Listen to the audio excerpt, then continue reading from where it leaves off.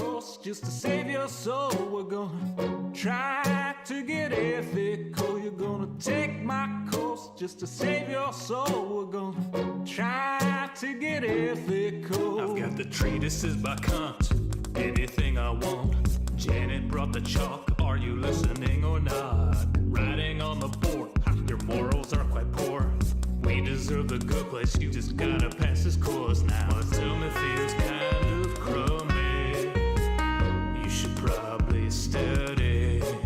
Tummy feels kind of crummy, you should probably study. Writing up my treatise, drinking almond sweets. Think I love my soulmate, she loves margaritas. My life is a quandary, we should do her laundry. We've got some camaraderie, unlike Jason and Tahani. Tummy feels kind of crummy, you should probably study.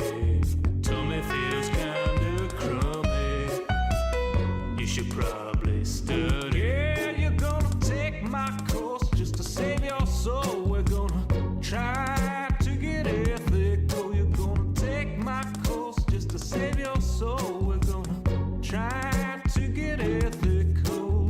I like shrimp fly, motherfucking shirt ball. Spend my whole life living like a bad janitor. What Judy's gotta have a teleology and cook a god. Writing down Plato in my nightmarish clown. Her I can't kiss that I'm truly bad. He can kiss my ass, I'm a full trash bag. Hope I can ace this course and save my soul. I'm gonna try to get ethical. Yeah, you're gonna take my course just to save your soul. We're gonna try to get ethical. You're gonna take my course just to save your soul. We're gonna try to get ethical.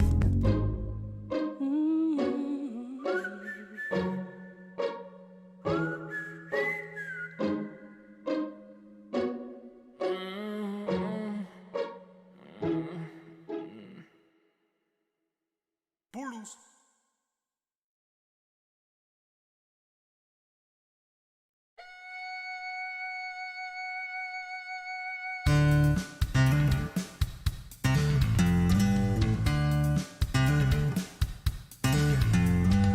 I want a girl who will mine for her diamonds. I want a girl who can sort a chest. I want a girl with shears that cut and swords that burn through zombie flesh. I want a girl who knows world generation, who crafts furrows and times her attack. She's modding her community, she's flying through the air, she's smelting out impurities and feeding her cat. I want a girl with a lectern and a full cauldron.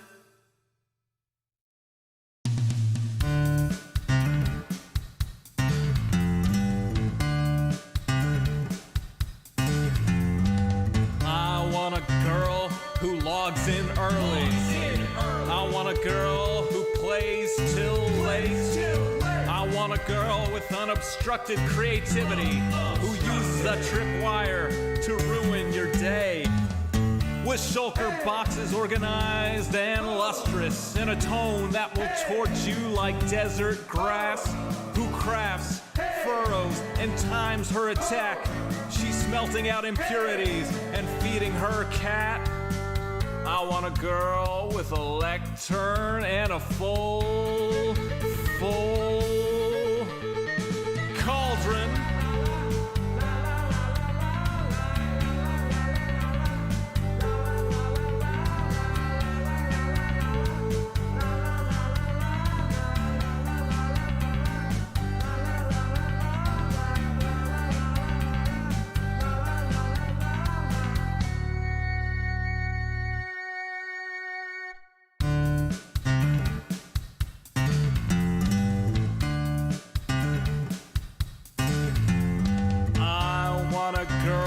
Whose shield is emblazoned.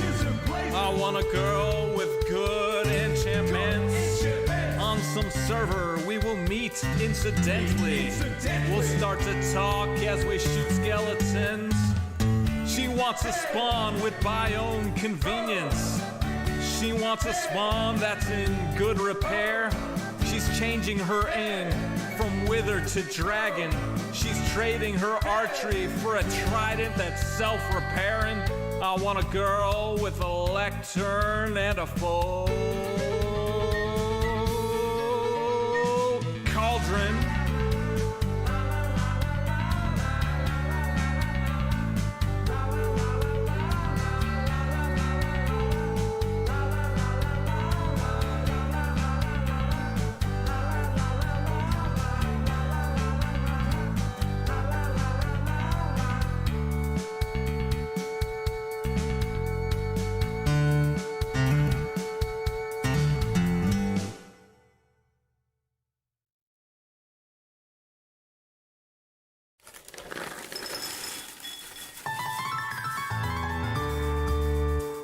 The summer is past, but your days keep growing longer. There's no wind in your sails, but the storm's blowing stronger. Walking hard, standing tall, keeping your head up through it all. Fighting fires, spinning plates. Goodness, how did it get so late? Lay your head down and dream. Lay your head down and lay your head down and dream. Lay your head down and just let your mind flow downstream. Sprawled out in a moonbeam. Lay your head down and dream. Joe Hills is filmed before a live streaming audience. That's us!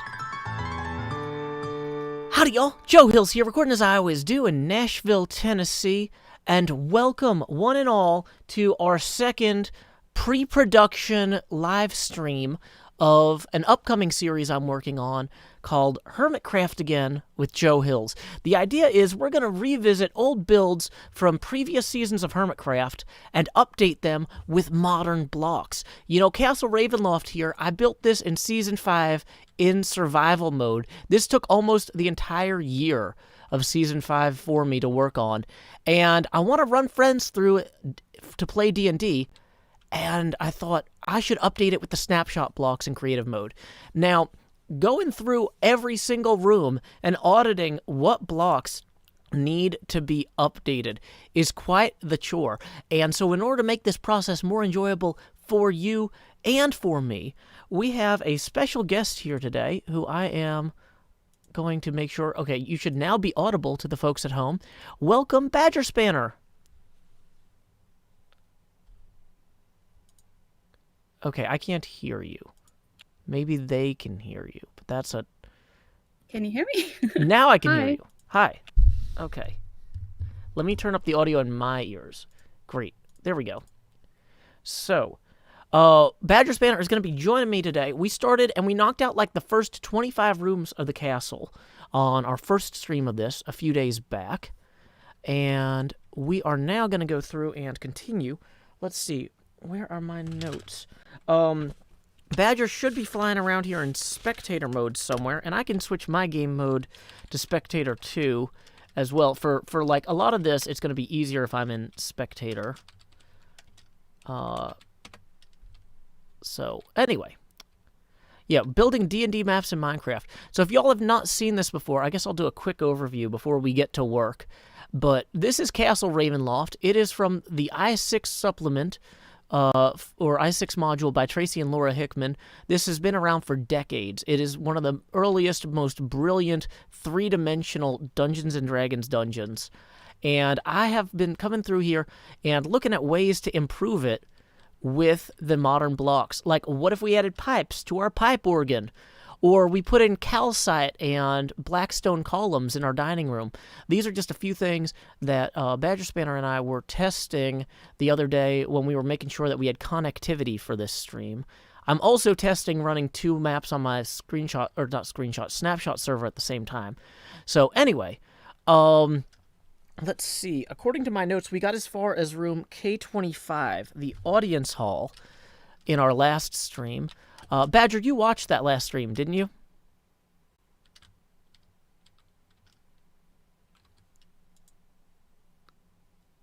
You might be on push to talk still.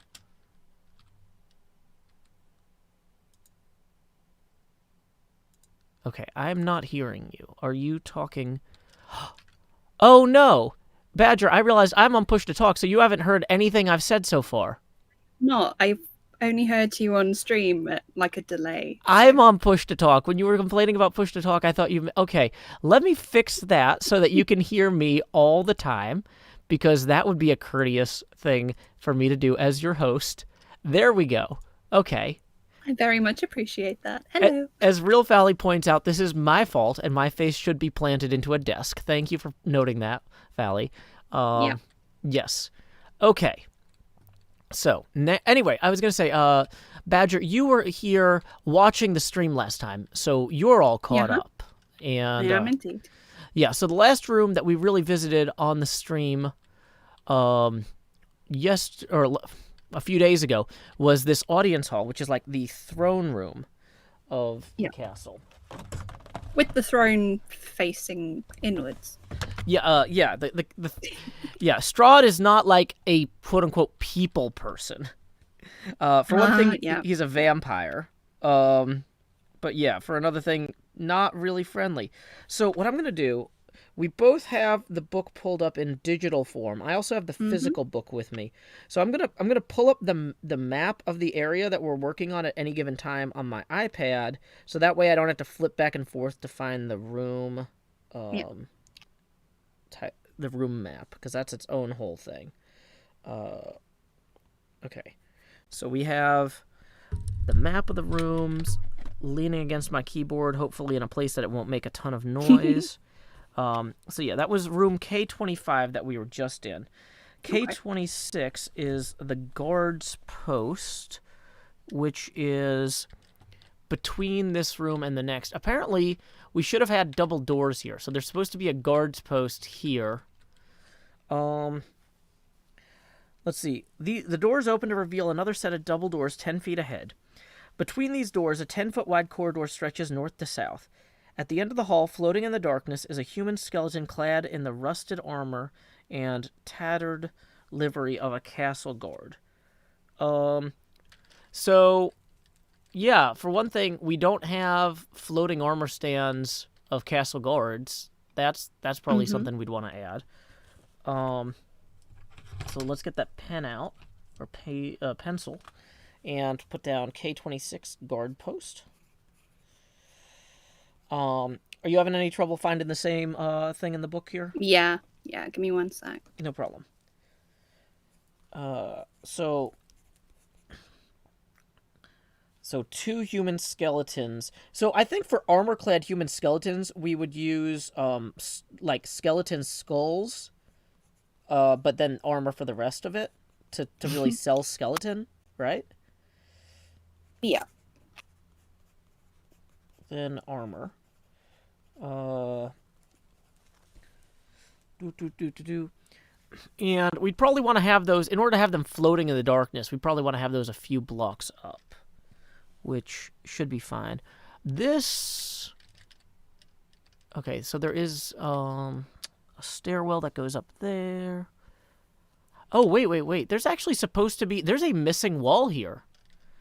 Let me switch my game mode to creative. There's actually supposed to be a wall with a secret door that connects to here.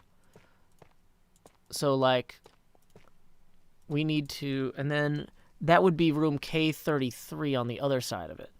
So, add wall to separate from K33. That would be an oversight for people playing through this in D&D. Okay. Yep. Midday stream for the European crowd. That's why, like, Real Philly can be here today. Lucy says, Joe, the lyrics thing is still up. Good point. Yeah, let's take that down. Okay. And I think we will actually take down the setting up stream thing, because we are basically underway. Badger, you got your book ready, right? Indeed. or if you still need a minute, I can put on the setting up stream music while you do that. No, I've got it. Okay, so, then K27 is the King's Hall. That's going to be this room here. And that says, you know what? Do you see, like, what they call the boxed text that would be, like, read aloud by the Dungeon Master? It starts with this 20-foot-high hall for K27. This is a bit of an experimental stream, folks. We have not tried to do this before.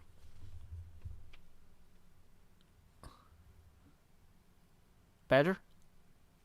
Oh, yeah. Sorry.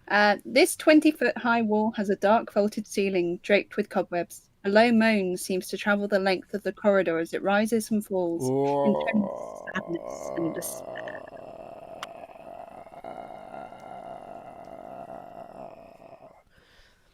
Yeah, I'm not sure the best way to generate a low moan. We could maybe put a zombie in there, but the problem is, I think that this is going to be probably... I'm going to recommend people play this on peaceful, so maybe we don't do that. So we can also trigger sounds when they come in.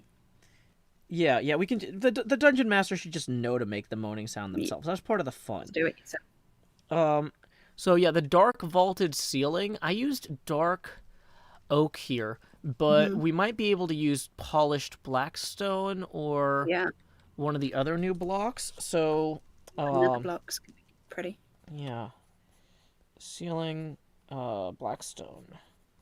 Like Tango Tech did a great job of that with his decked out thing. It's really got me thinking about how to do decked out differently. Or not decked out, builds differently. For people commenting one on... of the blackstones looks good. Would be really good for here. Because you can use the wood blocks and the polished varieties. Yeah, I feel like mixing... Like, one of the big things was when I was building this originally, I didn't have time to really texture anything. So it's just like stone walls. So, you know, other things... Real Aura says, could you use a command block to make the sound without the mob? Maybe. I'm going to put command block sound question mark on there. And then we're triggering the sound. Is there a way to do that? Yeah. Oh, okay. So I will not put the question mark. I will just put command block sound for moan. We could set it so that they walk over a pressure plate and then it just goes off. Yeah, when they move here. Interesting. Okay. Yeah, well, if we could just do a zombie moan, like... Because, like, that would be a low moan, I guess. There's different zombie moans as well that we could use. Yeah. And then, if we proceed through this hall here, this is the King's Balcony. Oh, this is the chapel, y'all. Hey, though, Connor, too. Tippin50 says, Joe and St. Patrick's Day friend. Yes, this is indeed the same Badgerspanner that joined us for our St. Patrick's Day stream, and the same Badgerspanner who performed in the Good Place Road song we played earlier. Thank you, though, Connor. That is going to be 2.5 face camera expansions. Well, actually just 2, and then the other 10 will carry over. But here we go. It's time to say, howdy, y'all. Grow Hills here, expanding as I always do in Nashville, Tennessee. Do-do-do-do-do, And then, for the second face camera expansion, numero dos, we'll say, expand, do-do-do-do. And then we are 10 away from our next face camera expansion. Thank you, though, Connor. Let's see. So yeah, if y'all have never seen a Joe Hill stream before, every time we hit a $20 tip-in milestone, the face camera gets bigger. So I hope y'all are ready for that, because there's no upper limit on that. We just keep going, and then we reset the face camera every day at 6 a.m. Punxsutawney, Pennsylvania time. Why? Because in this house, we follow Groundhog Day rules. Alrighty. So, one of the things that we talked about during the last stream, but I couldn't actually do it because we didn't have the, what do you call this setup? The, we didn't have it, we weren't actually in the snapshot. Was I had talked about, like, this roof is described, this roof of the chapel It's supposed to be copper, but we didn't have aged copper. Oh, now we do. Now we do. So, like, I could actually show you what this should look like. And you might say, Joe, well, that's all well and good, but is that really the most effective way to do that? And the answer is no, it's not. So what we're going to do is we're going to do in a, like, 15 block radius.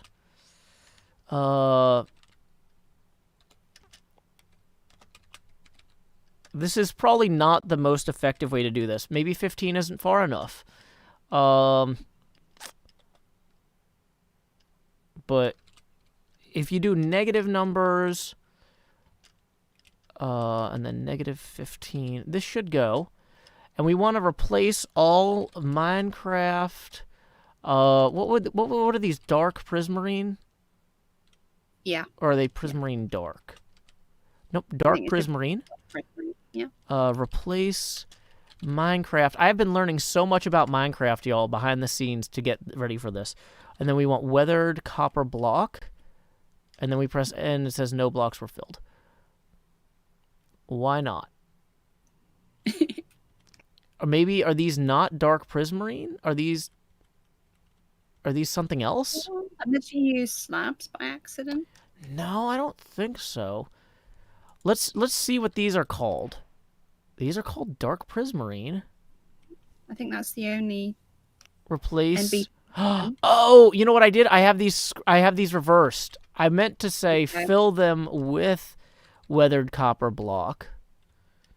There you go. And then replace. Although it should have swapped those two weathered copper blocks that were there. So that's a separate concern. No blocks were filled. Oh, you know what? It's because this should be positive 15. Ta-da. Well, something. Hey. Woo. Hey, and look at that. It's like magic. We have replaced those. So, yeah, the roof of here is supposed to be weathered copper in the book, the roof of this chapel. So, I also want to make the dome domier. So, we're probably going to end up... some stair blocks and stuff to use that with that now, the copper. Oh, is there weathered copper stair? Whoa. There are different stages of aging as well that we can use. Oh, and there's cut ones.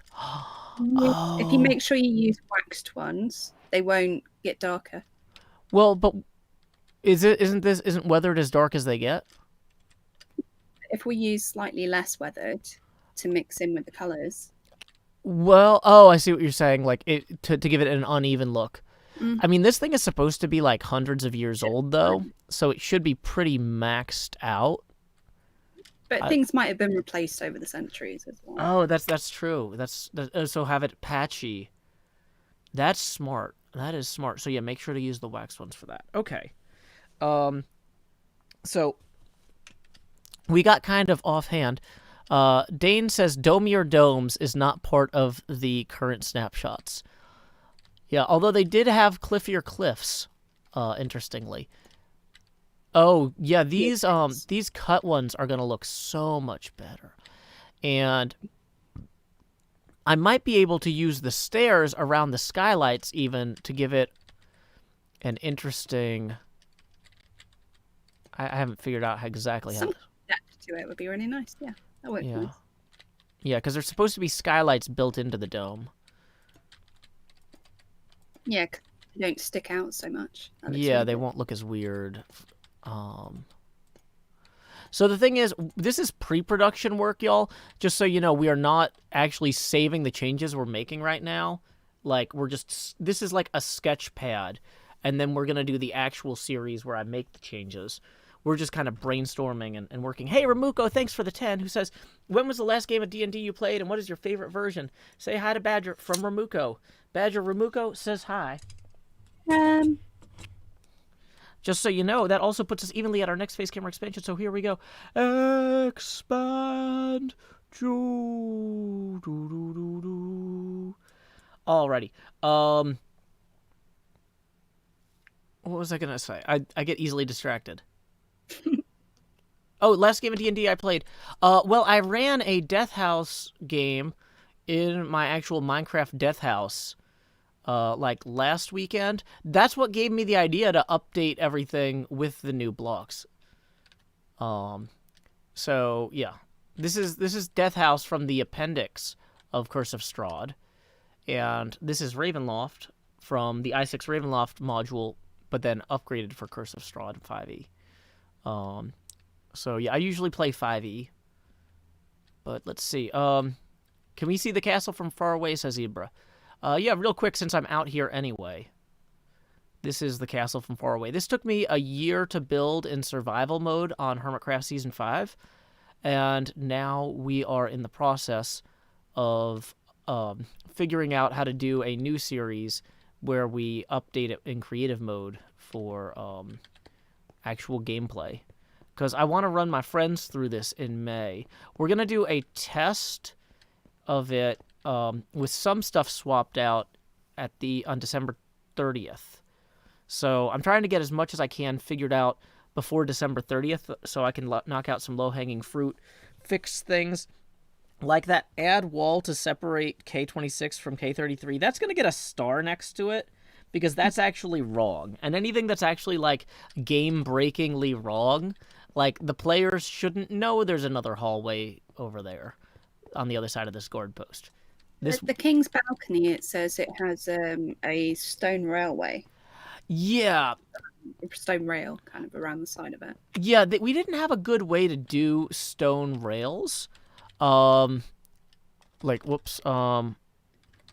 Yeah, because there's a couple of new wall blocks since then. Yeah. The other thing I ran into with it was that... Yeah.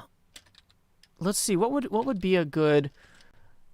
I guess we could use, like, polished blackstone or something, or mossy stone brick, or... You know, we could even decorate it. There's a prismarine wall now? Hold on. That's an interesting accent color. You won't be able to see the chairs from below, though. Yeah, you lose the ability to see the chairs from below, but it does draw the eye upward more and let you know you can't see the door as well. So what we probably want to do, so yeah.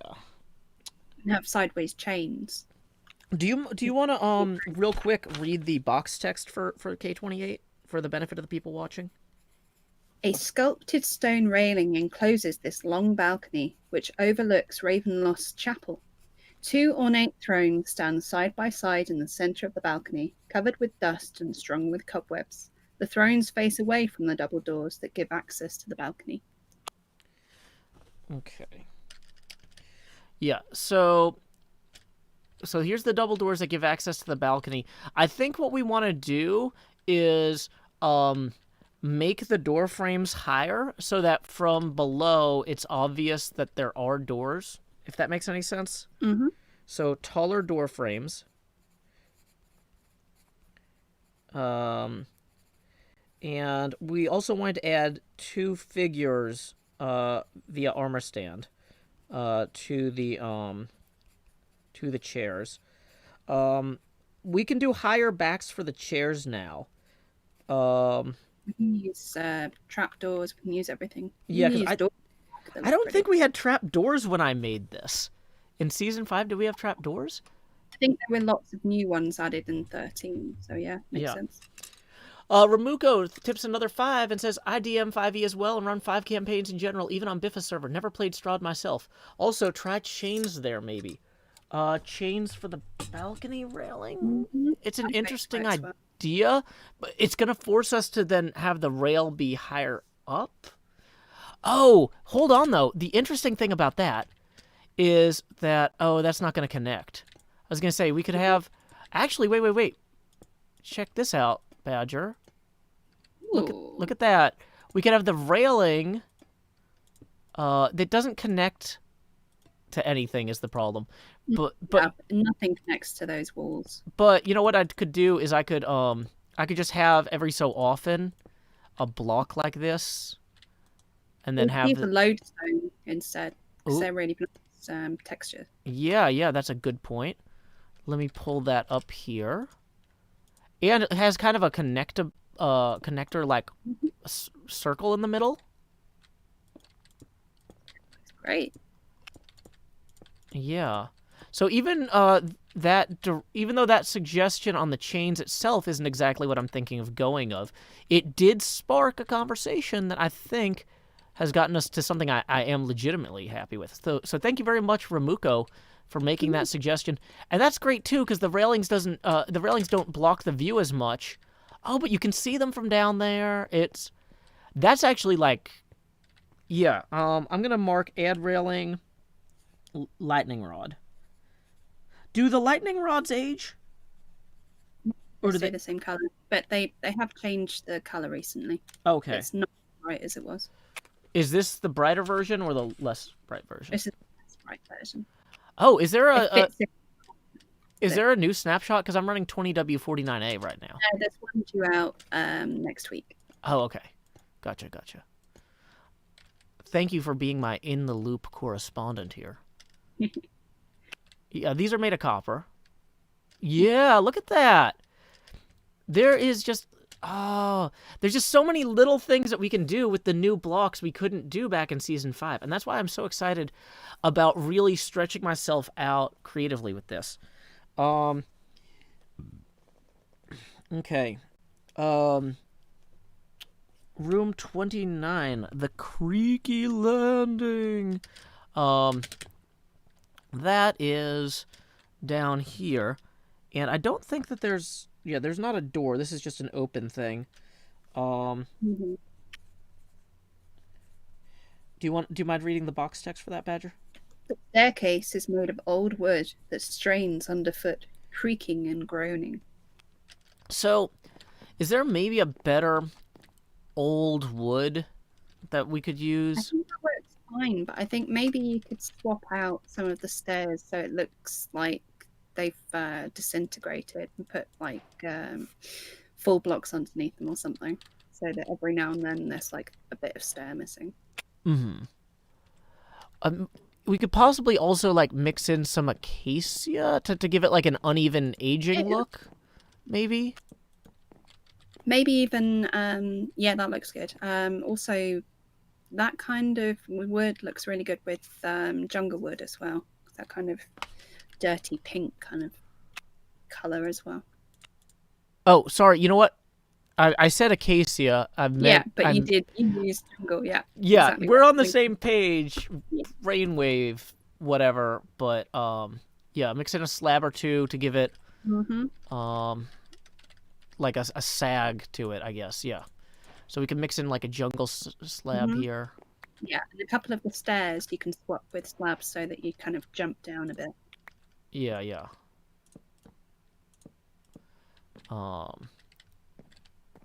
Yeah, there's some ways to do that. We'd want to, acacia in patches, bits of slab. Because the stone is replaceable underneath here. It looks like. Yeah, we could pull that stone and it wouldn't be the end of the world there. So we could like drop that in like so and yeah. Good. So yeah, this is a stairwell that there was only so much we could do with it in terms of having it work spatially. But this is not supposed to be like this isn't how the king would go up and down. You know, like the surfs. Yeah. The king would go through this big hallway here that connects to the throne room. Okay. So I think we are ready to move on to not slot. I must have accidentally broken this door. There is supposed to be a door here. I'm certain of it. And there's supposed to be a door here too. But anyway, so this is room K30, the king's accountant. Would you like me to read the note? Yeah, you know what? Actually, so the thing is, as I'm like making my annotations for the beginning of each room in the notebook, it would be really helpful. So here we go. Dusty scrolls and tomes line the wall of this. Oh, sorry, tomes Hmm. line the wall of this room. More scrolls and books lie scattered on the floor. Around 4 heavy wooden chests, fitted with iron locks, with sturdy iron locks. The only unobstructed floor space is directly in front of the doors on the east and west walls. In the center of this clutter stands a great black desk. A figure crouches atop a tall stool, scratching on a seemingly endless scroll of paper with a dry quill pen. Nearby, a tasseled rope hangs from a hole in the ceiling. Okay. Um. So one thing, the desk right now is not black, but we Ah, could but we can. because we've got blackstone stairs now, right? I don't think we had black stairs when I originally made this, Definitely not. but the polished blackstone stairs I think could really do something there. Oh, Oh, yeah, then we get blackstone slabs. So, and then I was thinking we could throw invisible item frames with books and paper to clutter the floor. yep. Um, we can possibly add more bookshelves behind him if this doesn't. I don't think that this is a real space. I think that this is like a. Well, I don't know why there are armor stands there though. But this room directly behind it might not. No. Yeah, that's a dead space in the map. So, yeah, there shouldn't be anything here. Like, that ladder is real, but everything past it isn't. Like, this is just blacked out in the original map. So that means if we wanted to have these bookshelves on the back wall up to here at least. Oh, yeah, look at that. That really would... pretty. I like the recess. Yeah, that works well. Yeah. There's just that little bit more depth, and you can put more cobwebs and things around that as well. Yeah, okay, so recessed bookshelves.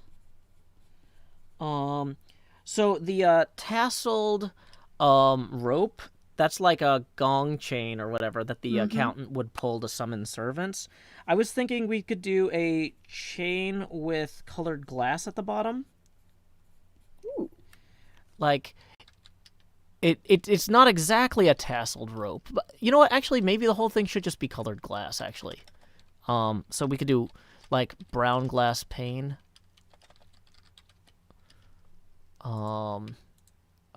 And yellow for the last one, maybe that might sell tasseled rope. So he can call his servants for assistance if he needs it. That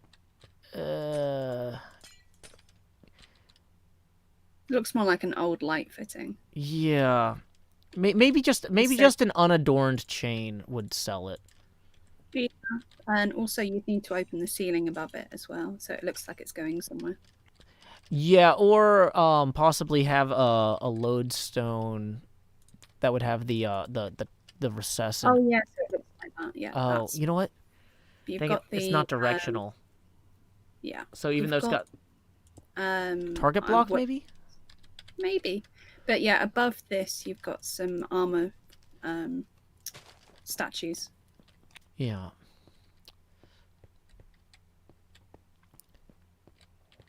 Well, it draws the eye. Target. Yeah. Maybe a gold button on the bottom. Or Wait, an actual bell. are there gold buttons now? There aren't any gold buttons now. No. Well, the thing is, the chain, like, we want the dungeon master to not have to change the stuff that they read. Mm-hmm. And so having it be something that comes down from the ceiling next to his desk is better than having the bell. We're not trying to chiseled brick. Maybe. Oh, yeah, you're right. That would have a thing in it.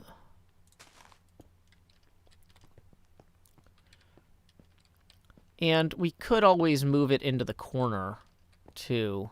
Mm-hmm.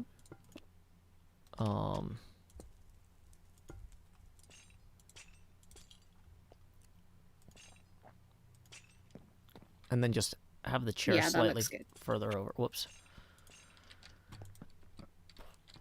Now for the chairs, I think that crimson stairs are gonna look really good for a lot of the furniture in here too.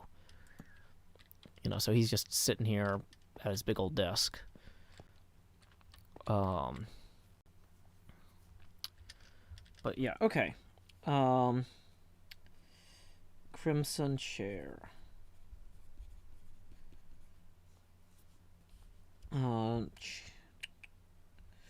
So we'll do chain with chiseled stone in my notes. Okay. So there are supposed to be locked chests in this room too. There are four heavy wooden chests. It looks like in these. Oh, I already put those in. Mm-hmm. Yay! That's always nice. Maybe more books on the back wall too. Yeah, this doesn't seem to bump. Yeah, so we have room to there to put to More recess. bookshelves. Yeah, more bookshelves. Also, someone suggested using looms as empty shelves as well. Ah, let me Because they look a bit like drawers as well as shelves. give that a go here. It's got a slightly pink texture to it, but it works well. Oh, I see what you're saying there.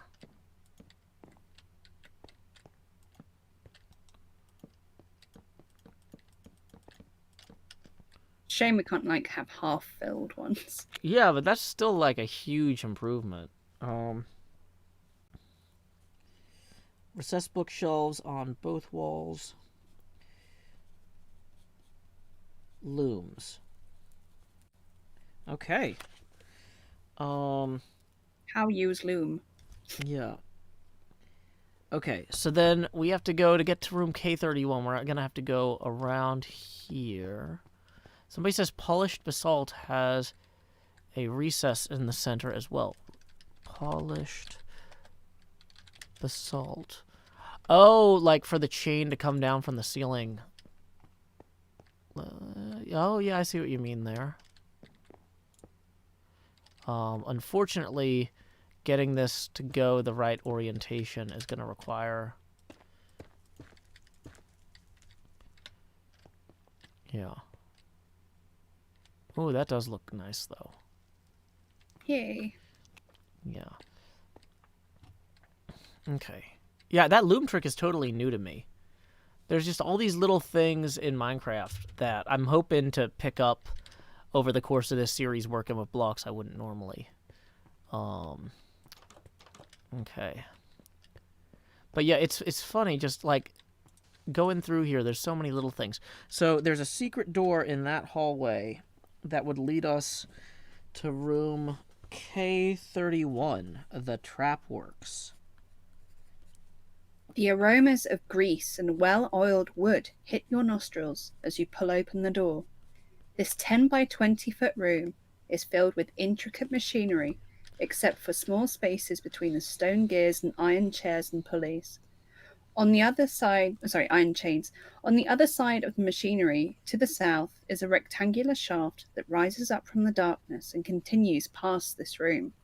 Attached to the west wall is a steel plate that has an iron lever protruding downward. Okay, so we don't have any machinery or chains.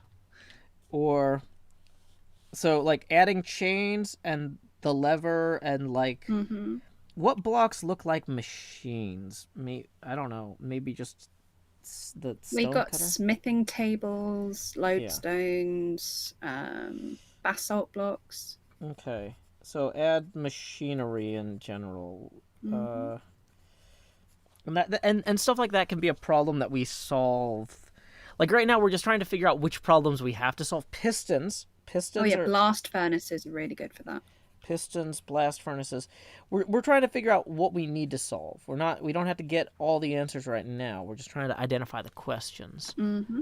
We can also use invisible armor stands to stick things to walls that look like gears and things like that. Okay, yeah. Armor stands. Item frames. Mm-hmm. Item frames.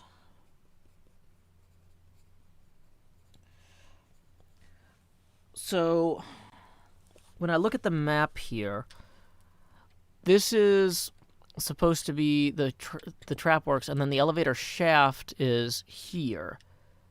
Mm-hmm. And which you can put chains all the way up and down, can't you now? Yeah, which we can put chains in the shaft.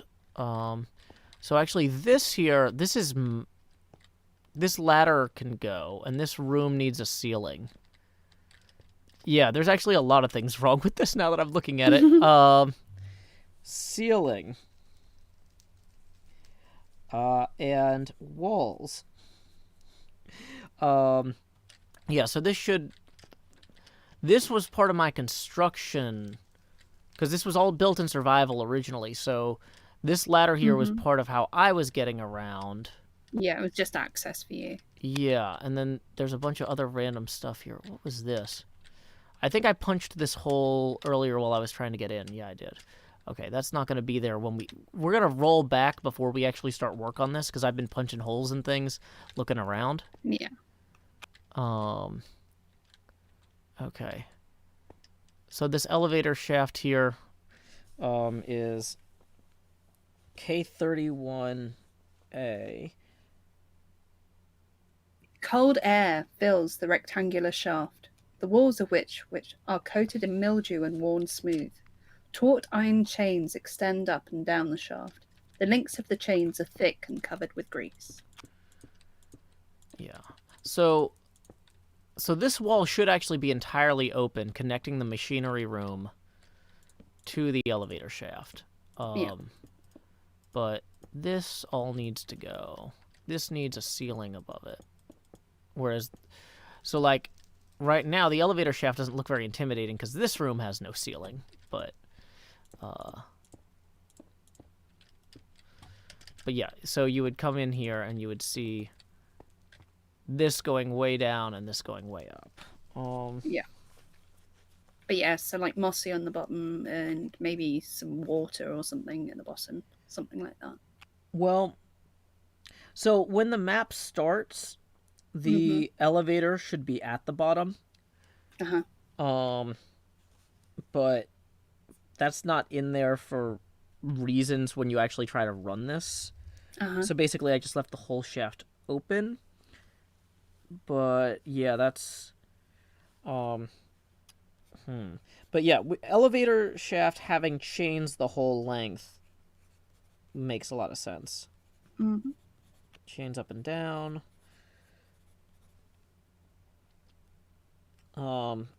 Yeah, the wall's coated with mildew and worn smooth.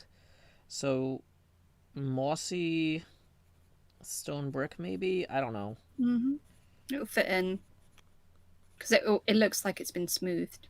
Yeah.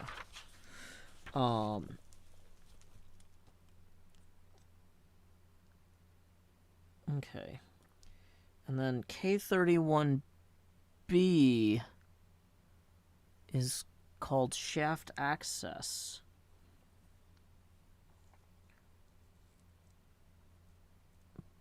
But oh, that's going to be on a different map. That's that's on the 3rd floor. And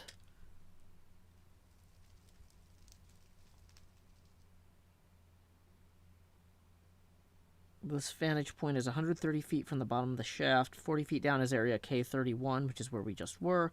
40 feet up is a stone trapdoor in the ceiling that opens into K47. A door in the north wall is easy to spot from this side and opens into K39. So what is K39? That is the Hall of Webs. So let's go into the Hall of Webs and punch a hole.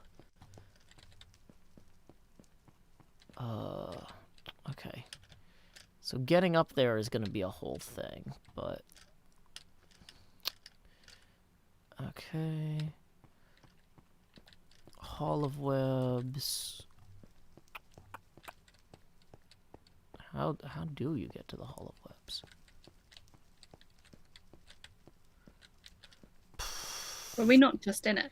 No, that was the King's Hall we were just in, I think. Ah, okay. So let me find the map for... Okay, K39 is behind K38, which is behind the fireplace. I don't think there's any way to get to K39 except through that door that we need to place, possibly. So, but we do know it's behind the fireplace here. So this will take us to K38, which should be this room, and then this is K30... I might be missing a room.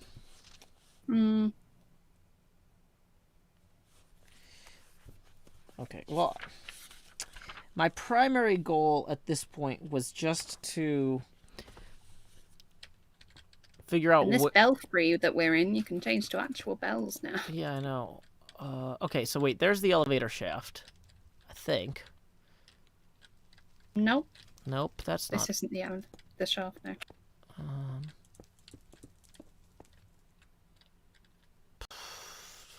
The shaft is, like, over here, yeah. So this spatially doesn't work very well.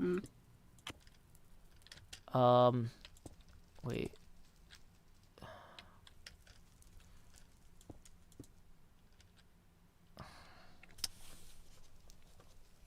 There's a few things like this where things just don't perfectly line up from one level to the other in the original map.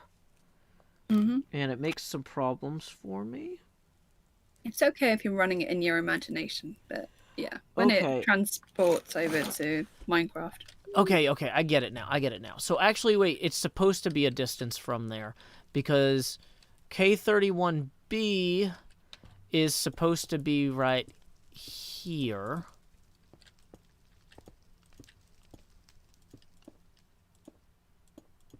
And this is, unlike the mechanical room, not full of cool stuff. It's just another access to...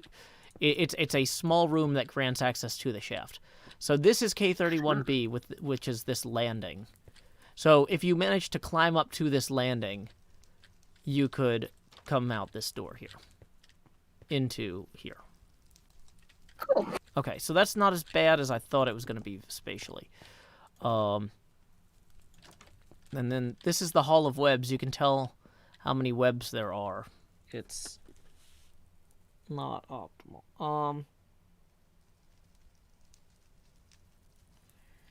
Okay.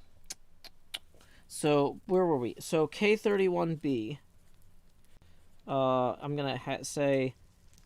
that one's called Shaft Access. Build from scratch. I completely just did not build that room by accident. It's just the sort of thing that gets overlooked sometimes. Okay. You have a spammer. Yeah, in the Twitch. Yeah, let me go ahead and get rid of them. Account created December 11th. Yeah. Okay. Hey, welcome, everybody. We are currently going through a build from Season 5, making notes about how to improve it for new Minecraft blocks and stuff. Okay. So, K32 is called Made in Hell, and that is the maid's chambers that are back down here. You know, I really, though, I've got to figure out, for some reason, I just did not, like, this wall that I just added today, this tough wall here, folks. Yeah. Like, with that there, I actually have no idea how to reach the top part of the castle. Like, for normal day-to-day use, because, like, I mean, there are secret doors that connect this stuff, but like ostensibly there are other routes that like normal people might take sometimes. But maybe not. Maybe you can only get to this via secret paths, actually. The living space might all be in concealed paths. But yeah, now we have found the maid's room. Yes, so this is the maid's room. This was one of the rooms I was able to actually do passably okay. Mm-hmm. Oil lamps illuminate this long rectangular chamber with oak-panelled walls. Stained yellow lace hangs neatly from 8 canopied beds. The figure of a woman moves lively around the room, dusting furniture and humming quietly. Around her pale, slender neck is a gold necklace with a ruby pendant. Okay. So, there's a few things that we could do better here. Like, I did green was the best way I could think of to do dirty yellow, but there's probably a better way to like, maybe, is there like a dirt texture that you can add with a loom to banners? Yeah, you should be able to do a gradient now. Oh, okay. Okay, so I could, okay, so, because gradients will make it look really tattered, and you could even do like a jagged edge on the bottom as well. Really? Yeah. Yellow banner with gradients and jagged edge. Okay. One thing I was thinking is it might be possible to use trap doors to hang the banners from. I don't know for a fact whether or not that would work for the tops of these beds here. Might work. But like, whoops, if I do that, and then that, oh, that looks much better. Yeah. Tops you could use the, that looks good. Yeah. We could use lanterns for the oil lamp. Yeah. Okay. Now the wood panels, though. Well, so the thing for the oak panel walls is I don't think those walls punch into anything. Let me check. Wait, no. They go straight into the hall behind as well. Yeah. Now, the thing is, having... Let's just... Like, this room is not very decorative right now. Dark oak planks here. Like, I mean, having an accent type thing right here of dark oak as like a stripe along here might not necessarily make this stairwell look terrible because it would be on both sides. Yeah. Right? And it would break this up visually a little bit. Yeah, looks good. And could also give us some sort of cue as something to do for the rest of this room as well. Having more elements that just break up the stone like that, I think will help a lot. Yeah, definitely. Are we gonna mix up andesite with the bricks? Maybe. But yeah, getting the dark oak paneling around here. This connects to the archer's thing here. That's not gonna ruin this space to have paneling on part of this either. Let me put some lanterns in here for right now.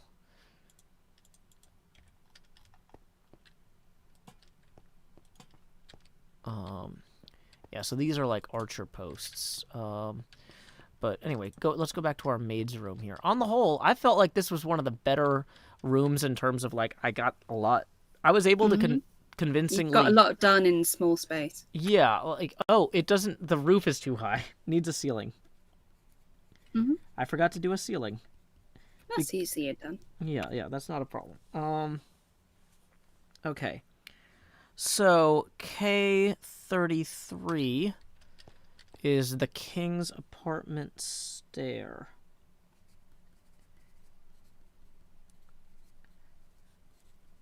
Is here, is it? Yeah, I'm standing here.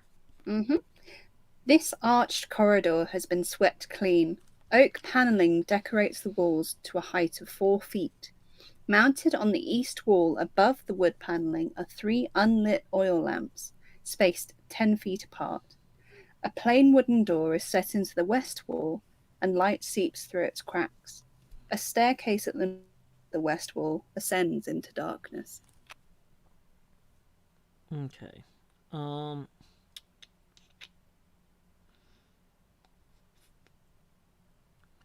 So... Okay, so the staircase is this staircase. There's also supposed to be a secret door here that leads out to that archer area, but that's not going to be visible. Okay. This is not supposed to go anywhere. Okay, good, it doesn't. It's just like an alcove for some reason. Not sure why. So... we need to add arch ceiling. It having its own wood paneling will not hurt anything. You could always use trapdoors Yeah. instead as well. Dark But it might oak. dig into the space a bit. Yeah, but like this isn't supposed to feel like a huge... Yeah, I mean it's supposed to go 4 feet up, but this is fine.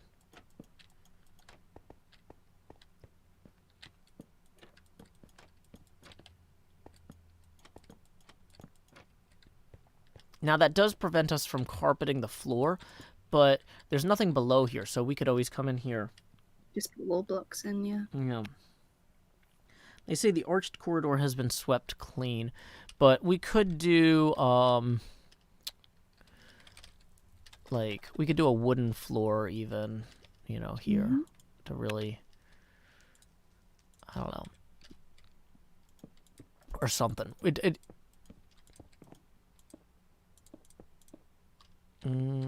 Oh, we do start to run into those. We run into the roof of this room down here.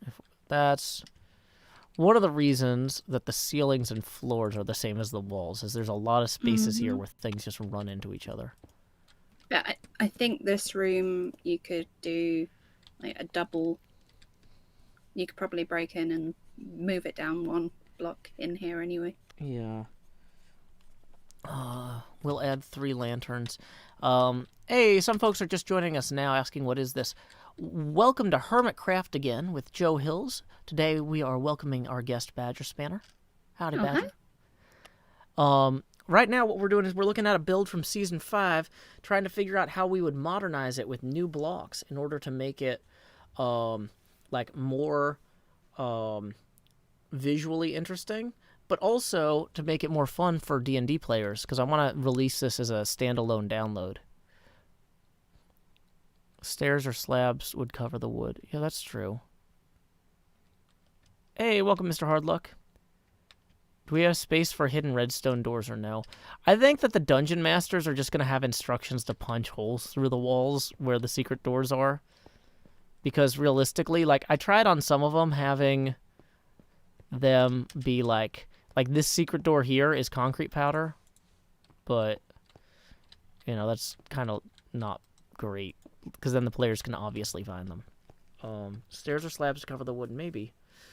Yeah. So, anyway. Yeah, this...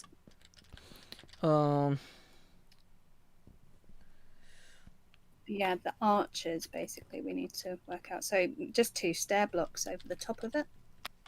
Yeah, did I break the door that was here? I probably did. I think you did. But yeah, stair blocks would definitely make a good arch. And those could be anything. Like, now that money is no object, having... Whoops. Ooh, pretty. Yeah, it kind of gives a sense of like a plaster ceiling type of thing, almost. It's a traditional... Yeah. Now on the stairs, you can't have that dome continue upward. This gets weird here, the way that this stairwell works in this space. Doesn't work exactly the way I would like. There's just no room to do it differently, though, because we start punching into... We don't have room for as many statues as there are in the book if we are... Well, maybe I could compress these better. It's just hard to space these well. But anyway, we are not there yet. We are just on the stair. So there's a landing. When we get to K34, the servants' upper floor. So the rooms kind of go in order based on the map, not based on the order that you would visit them if you were playing the game. So we're going to hop out that window over here. Woo! I am vampire. Welcome, Geographic. Your cape literally billows behind you. Oh, yeah, I always forget I have a cape in Minecraft. And we're going to come down here. Milo Hobo says, I built my own death house, but this is huge. Oh, yeah, my death house is over here. I'll show you. It's like, death house? I got one of those, too. I was going to say, there's not a way to fly faster, is there? But yeah, my death... Yeah, you press control like you're sprinting. Okay, it's just a little bit faster. Yeah. Yeah, this is my death house model down here. We played this a week or two ago, and it gave me the idea, because this was also built in Season 5 in survival mode. And so I'm trying to do revisit my old survival mode builds and do them with the creative mode with the new blocks. But yeah, this is huge. This took me about a year. Okay. Grace Winder says you could have a control room with command blocks to open up secret passages, but that's overkill. The thing is that I want the dungeon masters to just basically, like, if the players are like, I force open the gate, the dungeon master just punches through. It's just, this should feel like if you were playing with graph paper or a whiteboard, the dungeon master would just like erase the marks where the gate were with the eraser. So I want it to feel kind of scrappy in the same way. So anyway, K34 is nowhere near K33 on the map or in terms of gameplay, but here it is now. Yeah. Dirt-caked windows allow this little light to enter this upstairs room. Broken bed frames and torn bits of mattress litter the floors. A tall, dusty wardrobe, roughly shaped like a coffin, its black doors painted with fey creatures, stands between two cracked, full-length mirrors hanging on the south wall. A staircase descends along the north wall. So just out of curiosity, will the tinted glass prevent the light from flowing out of the window too? Like, yeah, it just blocks light entirely. Okay. Very good for vampire builds. Excellent. I think I replaced all of those based on the... No, there's still one in the middle. Yes, thank you. Okay, so I just want to see what that looks like from the outside. Because last time we did this, when we visited this lower room down here... Well, that looks really good from outside. It's got a slight purple tint to it, so it works well with the purple on top.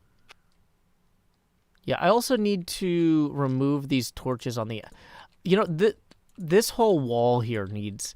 So, one of the problems with this side of the build is when the artist drew Castle Ravenloft, they never drew this part. They never drew how this archway system intersected this chapel, which is why I've got this hideous arch here. They never drew how the edge of this build, or how this part of the building that sticks out looks. So it's just a blocky rectangle. Brosephine says, uh-oh, should I not be here? Is this spoilers? Kind of. But here's the thing, Brosephine, before you go, like, assuming you are spoiler sensitive, the thing about Ravenloft is that one of the things that makes it replayable is that a lot of the dungeon features are randomized every time you play it. So even if you knew the floor plan, you wouldn't necessarily... Like, it might help you out some, but not as much as you would think, or it might even mess you up, because something you think would be one place wouldn't be. Also, when I'm going to be running this on the 30th, I'm actually running a homebrew variant that I've created So in traditional Ravenloft, there would be 3 randomly placed artifacts that the party would need to defeat Strahd, and you would be told at the beginning of the game where you would be given clues for where to look for them. And in the game I'm running, you're basically a group that has been hired to infiltrate the castle and hide those artifacts so that the people who are supposed to come kill Strahd later can retrieve them and kill him. So some of the events that would happen in a normal Strahd game when you entered some of these rooms won't occur because your characters are arriving the day before the quote-unquote like player party, the adventuring party, would be set to arrive. So yeah, and the idea was I came up with this concept because I was trying to find a way to run Ravenloft in less than 6 or 8 hours. I needed something that you could do in 3 or 4, because a real Ravenloft game can run all day. And so yeah, it's also something. So anyway, right now what we're doing though is we're mostly going through the rooms, reading the box text, and figuring out visually what needs to go in each space. We're mostly making notes. This is pre-production for. I'm going to do a whole series where I actually do execute this build in this way. But right now we're just figuring out what problems need to be solved. Okay. Lucy says hydration check. I have not taken a sip of water this entire time. Thank you, Lucy, for reminding me. Oh no.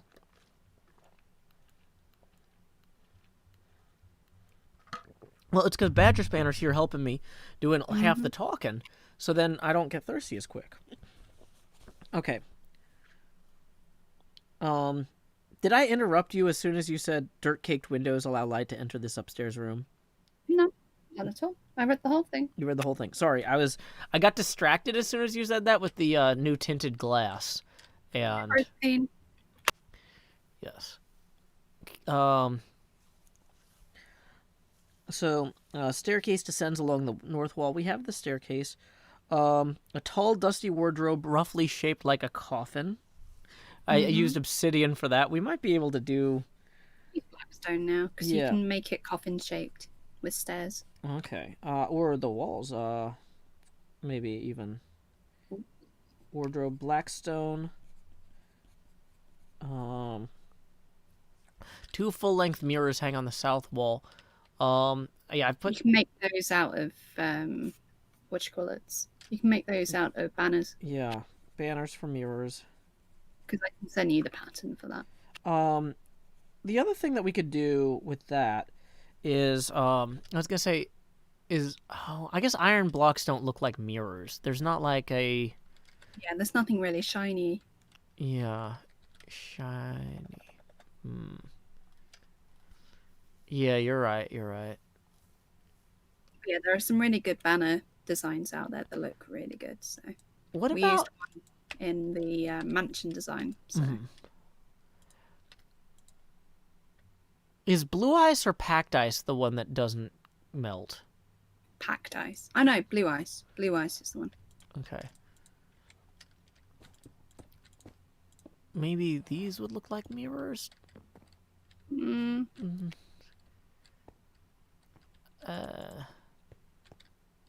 Not keen.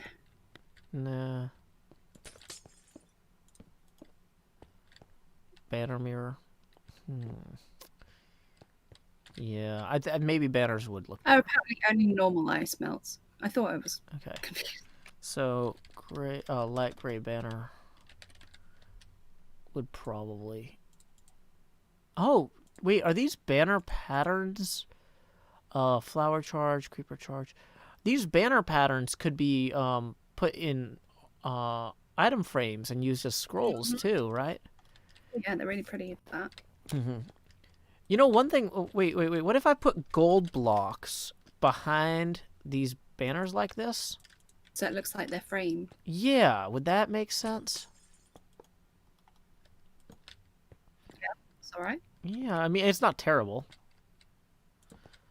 Why are we in Season 5? Because we are revisiting an old build so we can use it to run D&D games. We're actually in the snapshot, so we're not in the old version. Yeah, this is the snapshot. We got copper lightning rods and stuff here. Okay.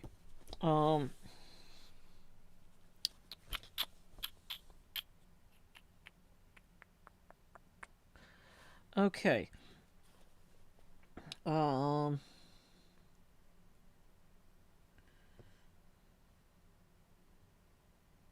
hope they keep the tinted glass this color because it's a nice kind of purple shade to it. Yeah, or if they don't, I hope they make it one of many. Like if they give us 16 colors of tinted glass. Ooh. You know, so it was just a slightly darker variant of each of the other ones, you know? Yeah, Sheepy, I know there's a banner design. I've got a couple that I can send Joe. Waxed copper might be better than gold for the mirrors, is what one person said. Of course, I just got rid of the banner. I think I prefer the gold. Or Yeah. maybe even iron would work, but yeah, no, that looks good. Yeah. Either way, okay. And then we're gonna move on to the third floor of the castle, which is the Lord King Vampire's living space. Each floor has its own name. Map or the second floor is called the Court of the Count. The first floor of the castle is called the main floor, and the third floor, which we are about to get to, is called the Rooms of Weeping. I don't want to go to school. I'm an immortal undead. So, anyway, maybe that's more to the Walls of Whining, or Rooms of Whining. Anyway, so they would be up the King's Stair here. And, wait, where would room 35 be? Okay, so one of the things we're Looks all... like a lovely room coming up. Yeah. So I think room 35 would be the one next to the dining room. I'm going to have to... So the thing is, I've got a map of each floor that I'm looking at on the iPad, and then I'm using the book for the descriptions of the rooms. So let's see. I'm going to go to the Rooms of Weeping in the iPad. Okay, open the map full screen.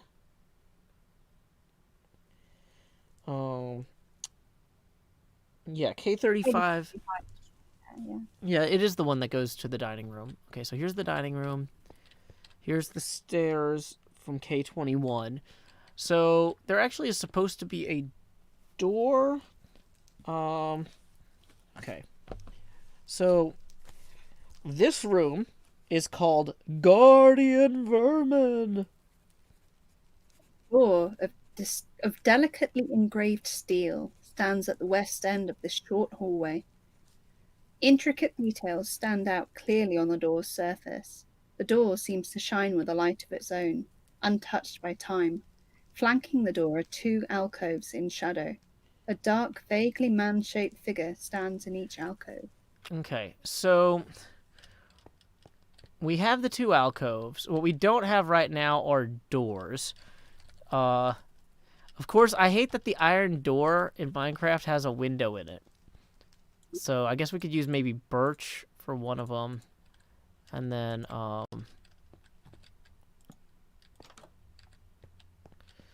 like, this should really be more like this, kind of, I think. So you come up the stairs, you come into here.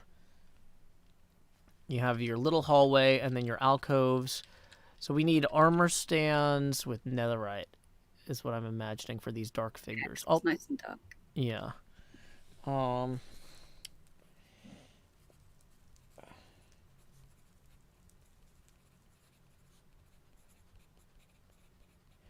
Okay. The steel door is engraved with images of a human king in armor astride a horse, a majestic range of mountains and shooting stars in the background. Tiny figures of people and wolves frame the image. We probably won't do that with armor stands. We will probably just have a door. But that is a thing that we have the option to do. I guess we could use tiny horse armor to add an inlay or something. But I don't want to go nuts with this because I want this to run on people's computers. And You have to be potato friendly. Yeah. So adjacent to this is the dining hall of the Count. Dust assaults your lungs. A sweet yet pungent smell of decay fills this room, in the center of which stands a long oak table. A blanket of dust covers the tabletop and its fine china and silverware.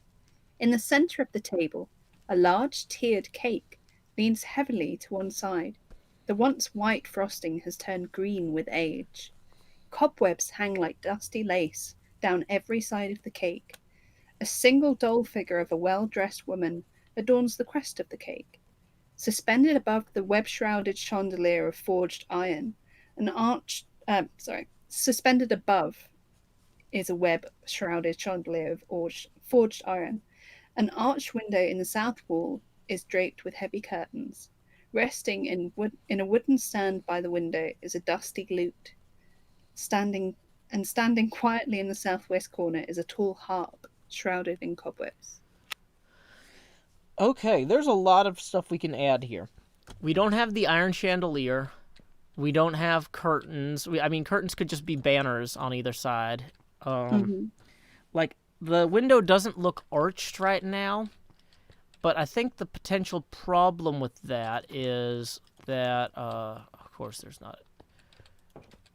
We're just gonna punch through the wall. Boop. I think the issue with not arching the windows was that we couldn't arch them on all of the... Actually, no, there's nothing stopping us. We could just actually arch all of these, and it would look fine. Because I wanted all the windows to look roughly the same. Whoops. And then, if the players swing over there... there's a... Oh, I was going to say, there's not a third window. That's just where I punched a hole in the wall. Yeah, we do have the cake. We don't have the harp. We could make that maybe out of gold. Well, actually, we might be able to make the harp out of lightning rods or something stupid. I don't know. Maybe not. We don't have the chandelier. The cake being slightly greenish. Are there any greenish blocks?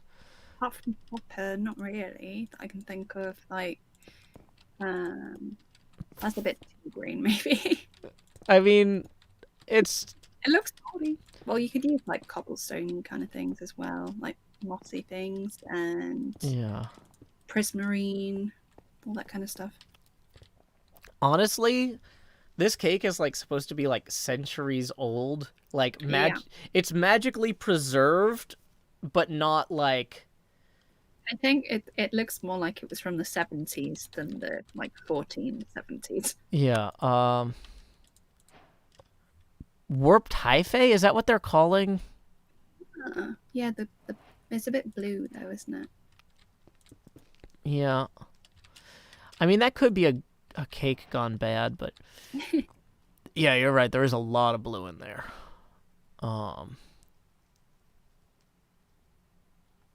Yeah. I think maybe that terracotta looks fine for that. Yeah, I mean the terracotta might just be all we need because it's not supposed to be especially appealing. No. No.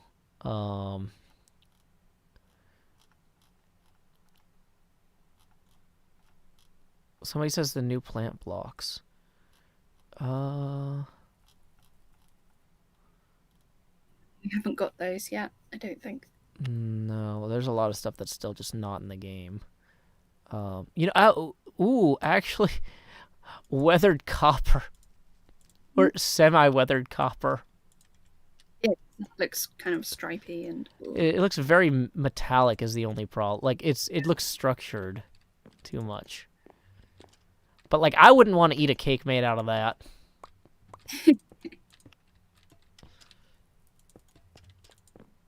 But anyway, like I said, we don't have to solve every problem. We're just trying to identify the problems. Yeah. In some ways, that looks less like a cake, but... Yeah, the green stained glass is a green screen. And just so you know, we are $15 away from our next face camera expansion. Okay.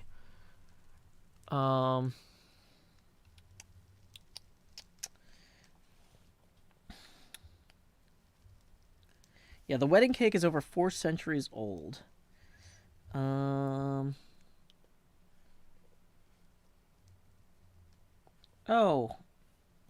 That window is broke. Okay, so that window is broken, but the curtains are supposed to be closed. So let's get some red banners here. And see how that would look like.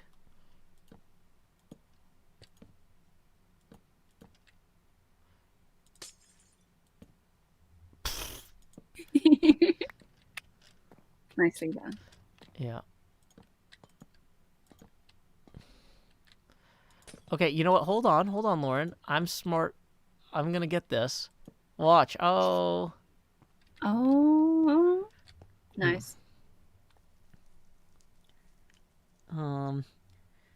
Billowing drapes draw your eye to the window, which has been broken outward. Scattered about the floor are chunks of moldy cake, as if something had burst out of it. Ooh. Bye, Josephine. Bye, Josephine. Thanks for stopping by. Make the cake entirely out of stairs. That's a option, but like the cake's supposed to be so tall, we wouldn't want to make it entirely out of stairs. We would want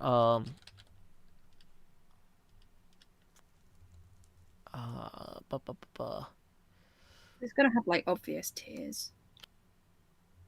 Yeah. So like if we did it that way, we would have to like do it like this and then make it taller, which is fine. Like we could have the cake be super tall, but That is a really good noise. I actually can't hear it because of the way my audio is set up. I have the audio going as low through my headphones as possible so the mic doesn't pick up like an echo. But yeah, so let's see. That was K36. K37 is back through here, I think. Yeah, this looks the study. Yeah, let me turn my book pages really quick. We got to move a bunch of stuff around. In my little work area here. Boom, boom, boom, boom. K37, study. Thank you.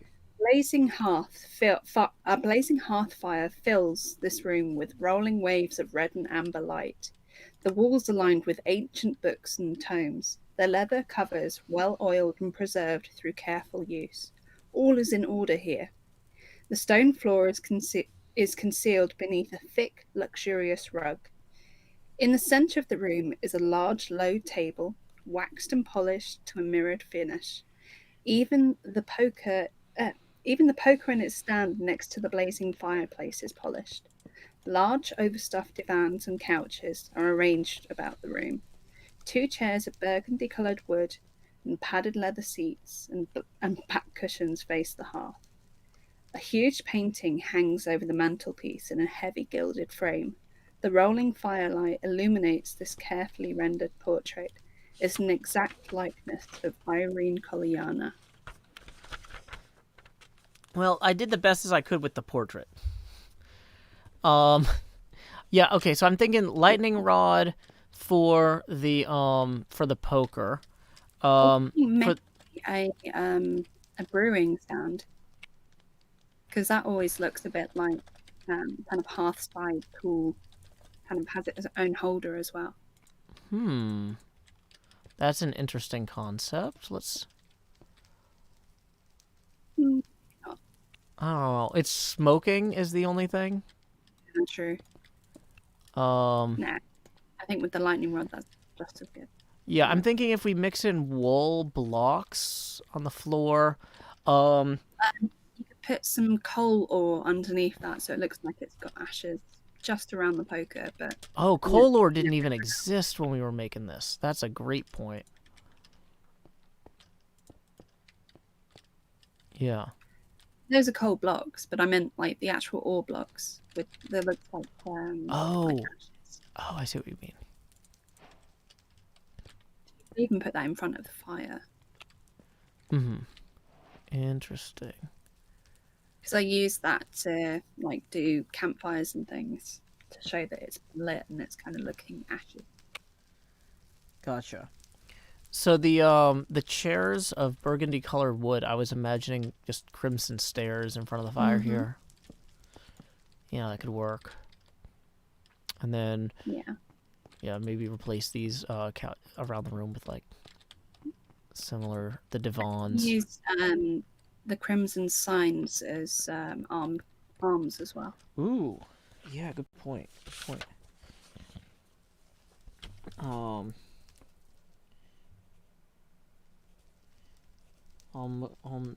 I always forget to do that. So I'll put that down to use the work crimson signs. Okay. So directly behind the fireplace is a room that escaped construction in the first attempt at the castle. So why don't we... I've already punched a hole through there earlier. This room would have to be tiny for it to actually fit properly, because we need the Hall of Webs to be here to fit this door. So that means that K38, the false treasury, which is supposed to be tiny anyway, would basically just be 1 meter wide here. I guess we could use wall blocks. Resting on the floor of this smoke-filled room is a closed chest surrounded by piles of gold, silver, and copper coins. The fittings and clawed feet on the chest are evidence of great workmanship. Attached to the east wall are 2 torch sconces. The southernmost one holds a torch with an intricate metal base. The other is empty. A skeleton in broken plate armor lies against the wall. The skeleton's right hand on its throat. Its left hand holds the matching torch from the empty sconce. So skeleton with armor stand. Skeleton, armor stand holding torch.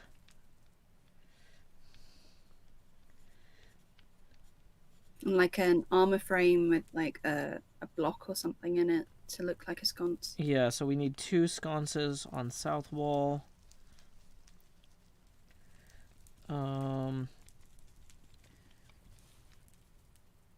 We need...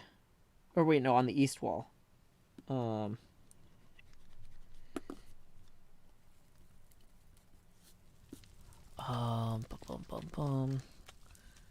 wait, if that's north, then the sconces would actually need to go there and there.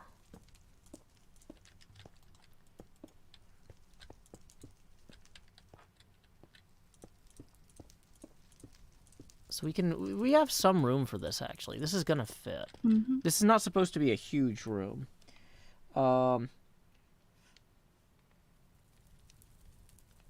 So, I don't know what a fancy chest would look like in Minecraft. Oh, yeah, I do. Ender chest. Fancy. That's the first ender chest that I've put in this build. Hardy Orange says if you curve the end stairs on the couches, they look more like divans. That's a good note. Yeah, it really works with them bigger than 1 block. Mm-hmm.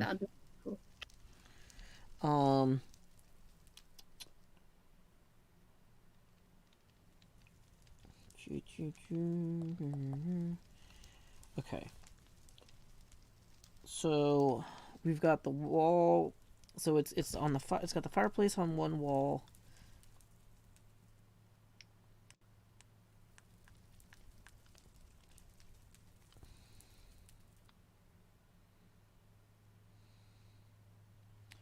Okay. So then on the other side of this would be the Hall of Webs here. Yep.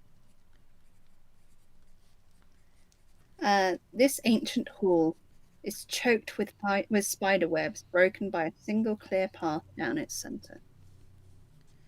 Okay. So we need webs on both sides. It also needs an arched ceiling. We actually do have an arched ceiling. It's just Oh yeah. so Yeah, that I can part see. actually got done. Mhm.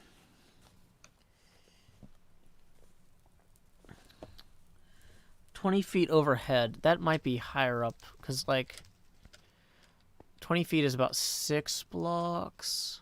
Oh, also we're gonna have to cover that in. Wait. So it's about 7. So 1, 2, 3, 4, 5, 6. So yeah, we would want to move the entire arch down. Mhm. Okay. Lower ceiling.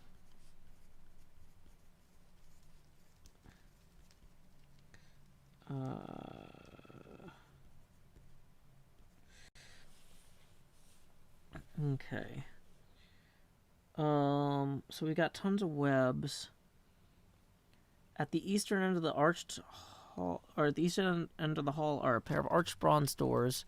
So, add arch around doors. Yep.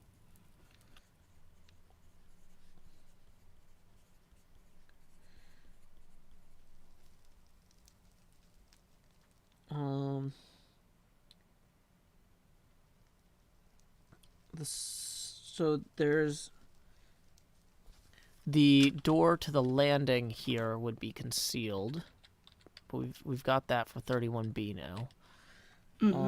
Okay. So I think we've got everything for this room we need. So then we move on to K40, the belfry. You can hear the rain and thunder outside, and the air here is cold and damp. Veils and curtains of webbing fill the room, making it hard to gauge its width and depth. A single narrow path leads to the dark center of the room, where a rope dangles from high above. Okay. Cool. So we need path to rope, and we need webs. That's the two defining things. We've got the bell, we've got the rope. Mm-hmm. Okay. And then K41 treasury. Octagonal vault is free of dust and cobwebs. The domed ceiling, 40 feet above, is painted black and sparkles with a display of stars in unfamiliar constellations. Barely contained within this vault is a square tower, 20 feet on a side and 30 feet high, with arrow slits on all sides and a battlemented roof. So we need to create tower inside of here. The dome ceiling is coated with a dry pitch.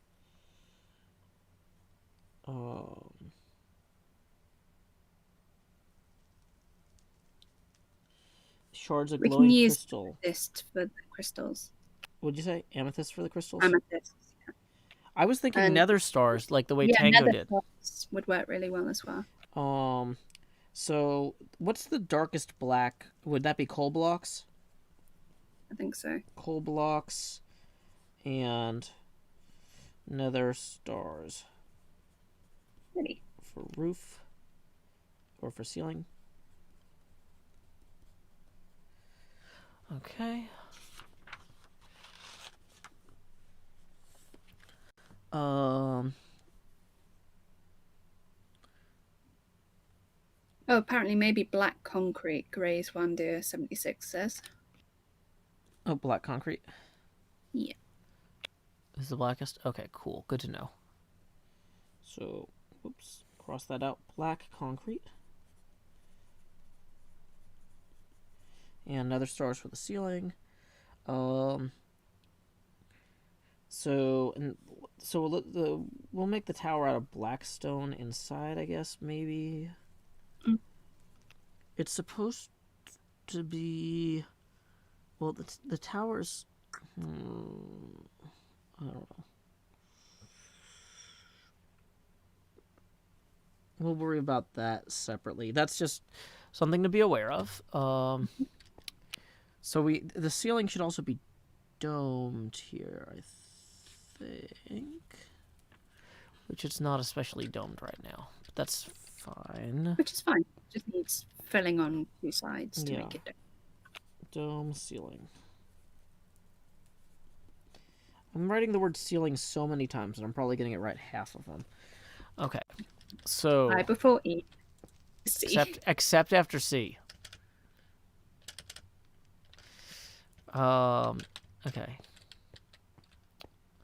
You can use an enchanted shovel for the Big Dipper as a constellation. Interesting. Okay. So this is the king's bedchamber. This room is so huge. Compared. Sweet smells waft from this delicately lit room. A great arched window along the west wall is covered by heavy red draperies, their golden tassels glinting in the light of 3 candelabras sitting atop small tables about the room. Tall white candles burn with bright, steady light. A large bed, canopied by silk curtains, sits with its headboard against the north wall. Carved into the headboard with great skill is a large Z. Lying amidst the velvet and satin sheets and bedclothes is a young woman in a nightgown. One of her dainty slippers has fallen to the floor at the bed's foot. Okay. Let's see. The first. So on the map, they don't actually put. Am I looking at this right? Hold on. Sorry. So we need. So this is the north wall, I'm guessing. North wall's behind you.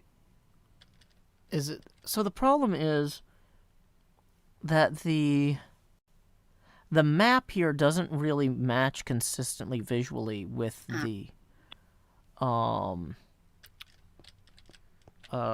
visual or with the text description. So candelabras should be on tables. Mm-hmm. So let's lightning rods with candles. Yeah, on they tables. make nice candle holders. Yeah.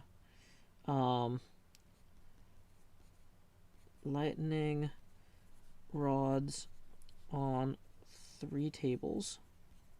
4 candles.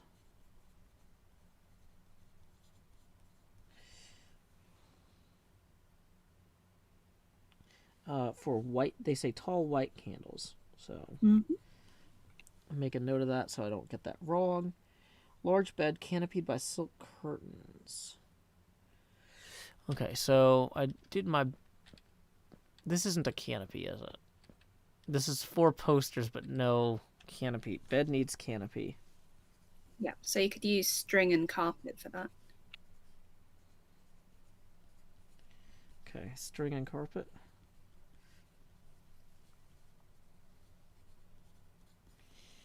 And does it have a head? I did get the headboard. Doesn't have the Z on it, or the Z.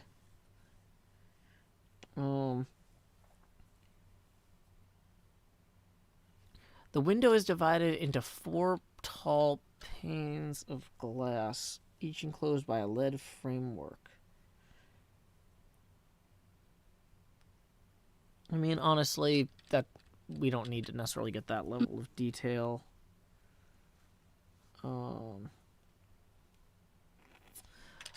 You know what?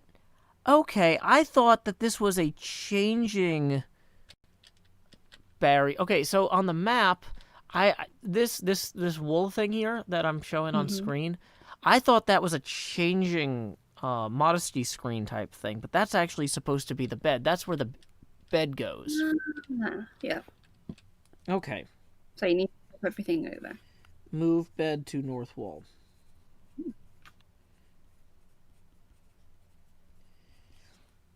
Now, there is supposed to be a stairwell down here. There's not. It's just a room that I put construction material in. Nice. Which is fine. Oh, wait. No, because this would go...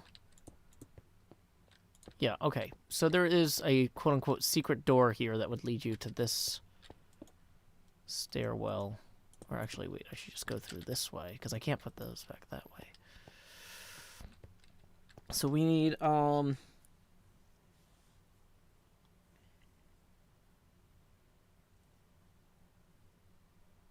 okay. So we need, wall in secret passage.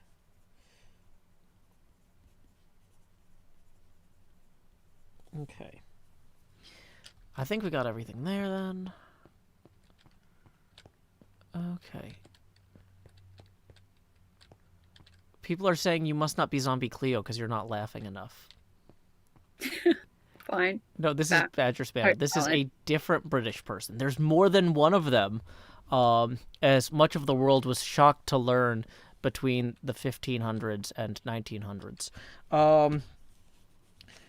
So, let's see. I think we're going to move on then to K43, the bath chamber. Bath. Red satin curtains hang in archways at both ends of the south wall in this dark room. Between them, in the centre of the chamber, stands a large ornate iron tub with clawed feet. The tub is full of blood. Ooh. So, I didn't really have the clawed feet, and it's not really ornate. So maybe we do chiseled quartz for the tub to make it more ornate. Sounds good. For tub.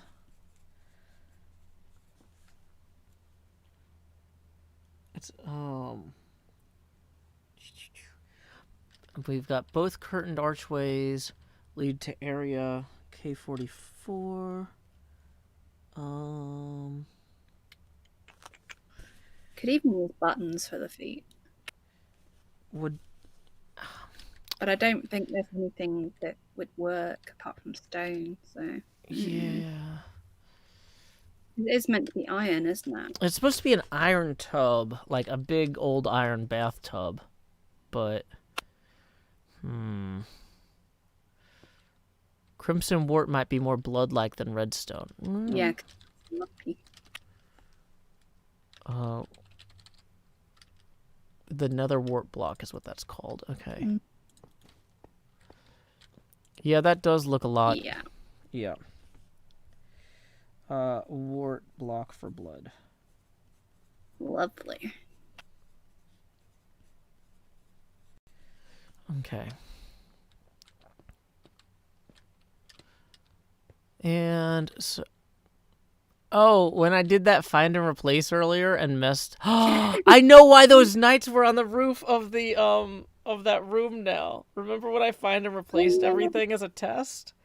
A bunch of the armor stands fell through the floor during the find and replace process. Nice. So, this is... Okay. That's why we're not using... This is the test clone of the world. This is not the original. So this is K44, the closet. Walls here are lined with iron hooks upon which hang black capes and formalware. 2 arched windows in the south wall are covered by heavy curtains. Okay. So we want to add iron hooks and add curtains. I think that'll do it. Yeah, just trap hooks and stuff. Yeah, the tripwire hooks. Okay. Feeling pretty good about this, then. Why did I put this fence here? Oh, because otherwise I couldn't affix the, Yeah, you could replace that with signs. I'm really impressed by my solution. Yeah, it worked. Okay. Milo says turn off gravity for your armor stands. Well, we didn't have the armor stand book when I built this originally. Okay, wait. This is not the stairwell we want to use, although I am pleased to see that I actually did remember to build it. I was worried I might have had to add this stairwell at the last second. That's also why all the doors are gone on this floor, Lauren. Aha. All the doors popped out when I did that find replace operation too. Okay, yeah, this is Badgerspanner. It says so in the title of the stream. Okay. K45, the Hall of Heroes. Dark alcoves line the walls of this long hall. The ceiling has fallen here, leaving rubble strewn across the floor. Overhead, the beams of Ravenloft's roof are exposed. Lightning from the dark clouds above sporadically illuminates the hall, lighting the faces of human-sized statues in the alcoves. Each visage is frozen in terror. There's a lot of room for improvement here. We need visible beams and broken ceiling. Alcoves. Yeah, we need actual alcoves. We can use wall blocks for those now to make those not look as terrible.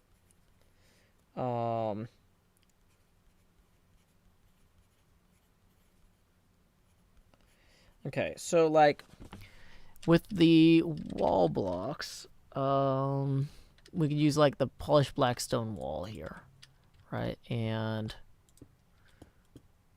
boom, boom, boom. Ooh.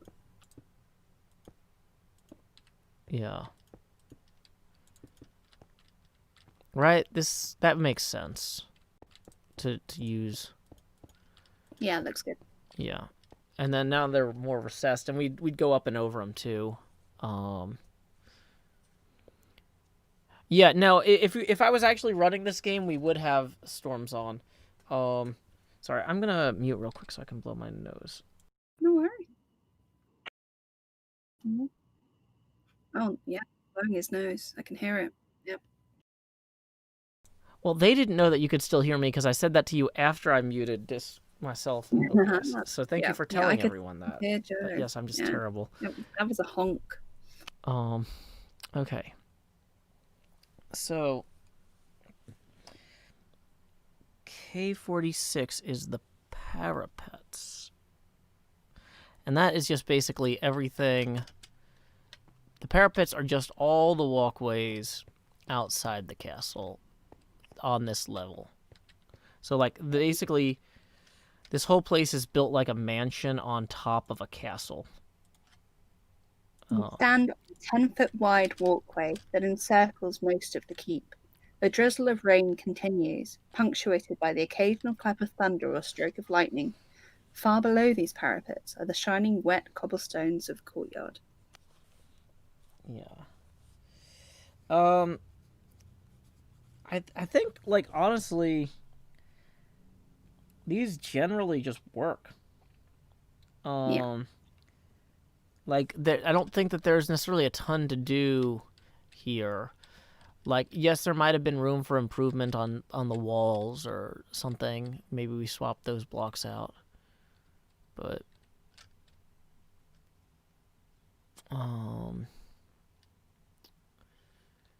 yeah, I'm not in any immediate like let's freak out and redo the parapets here. Yeah. Good. So, yeah, as y'all can see, we have basically just completed. I think that was that the end of that was the end of the third floor, the Rooms of Weeping. So there's where our bell tower is here. That's a really weird way to do that roof. I don't know why I would have done that.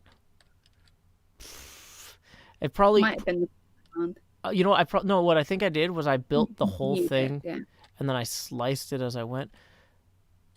This should be domed. Let me see if the outs. Yeah. Looks like it should be domed because it's the Fires of Ravenloft map underneath.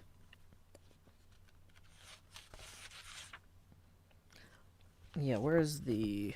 Sorry, let me pull up my map on the iPad so that I can reference the book. You know, it's not shown as domed in there.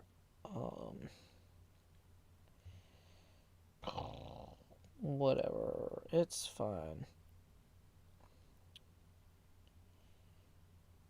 Interesting. It seems like the rooftops have copper at the joists where they meet. That's easy to do. Yeah, and that adds an interesting little accent. And there seem to be little gargoyles on the roof too, which I maybe either didn't have time to do or didn't think to.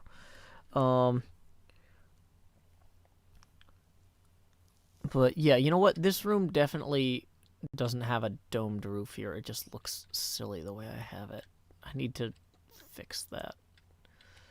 That looks better. You know, it's fixed roof. Yeah. I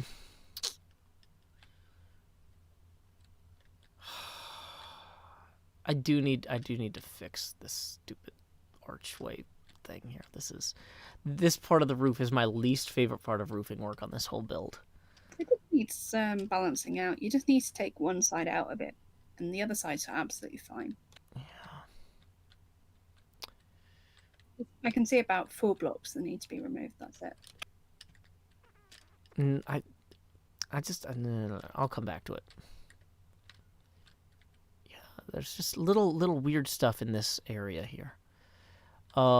But okay, to get to the spires of Ravenloft, I do like how the buttresses came out also, just like as I'm looking at those. But I knew you'd enjoy that. Also, quick reminder, we are $15 away from our next face camera expansion. So the Spires of Ravenloft level, I believe, is this level here. I'm just going to put fine for the parapets in my notes. I'll leave room to add stuff later, but parapets, fine. Stuff undefined. Don't tell robots what to do here. You're off the clock. All of us spend all day telling computers what to do at work. When you're here to relax, talk to other people. also, we've been live for almost 2 hours. Okay. Should have some water. Yes. Hydrate before you dihydrate.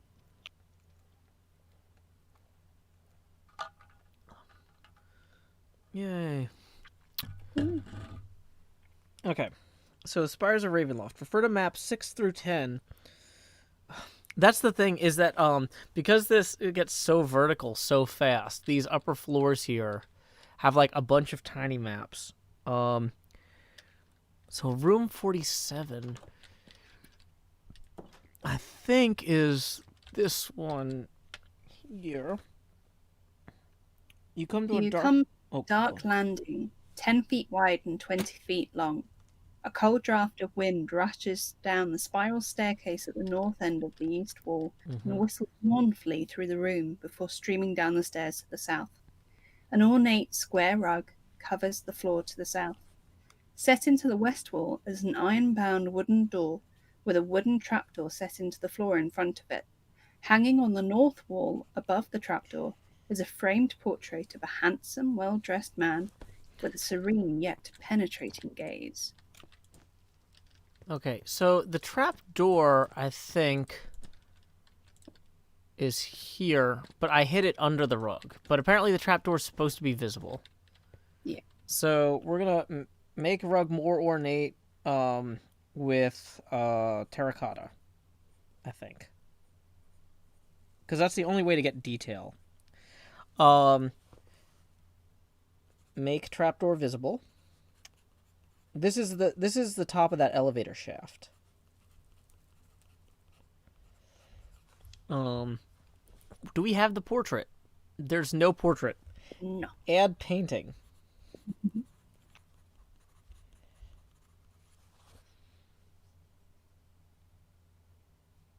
Also, the rug's supposed to be square, and it wasn't. So having it 3 by 3. Yeah. Okay. Yeah. So this did line up properly. We are above the elevator shaft, so that's good. Hooray. And then, so this here would be our Hall of Webs entrance. This down here would be our mechanical room. And then this would go down to the basement. But not the real basement. Just the first basement. This is like the cellar with the barrels of wine. We'll get to that. We haven't even gotten to the any of the sub-basements or sub-basements. We haven't Right got... now we're in the ceiling. We're in the roofs. Yeah. We are in the spires of Ravenloft here. And, okay. So I feel like we did a good job with that. There's the wooden trap door.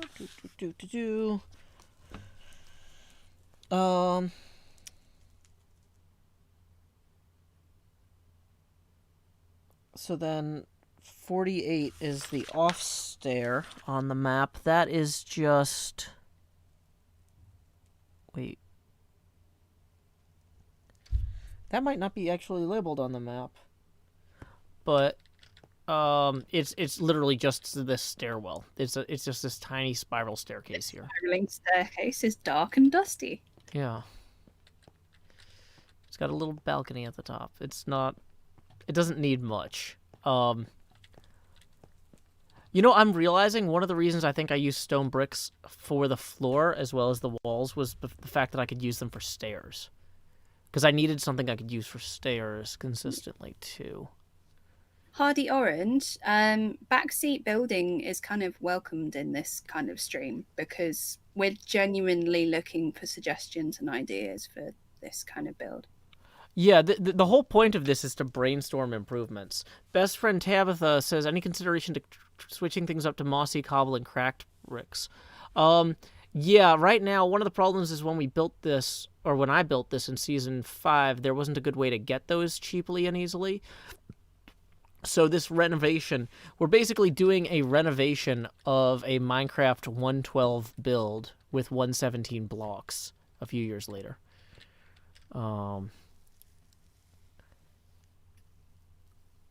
Okay, so, yeah. Trade out the wooden fence posts for stone walls where possible. Well, the thing is, on something like that, like this little spiral staircase here. Nice detail. Yeah, I just added it as a detail. It's actually not, like, the map actually doesn't have it. So, maybe it's fine. Okay. Oh, yeah, it just needed something. Yeah, this room is kind of awkward just because of this. Like, there were a bunch of structural constraints around, like, where is the elevator shaft and things like that. But okay.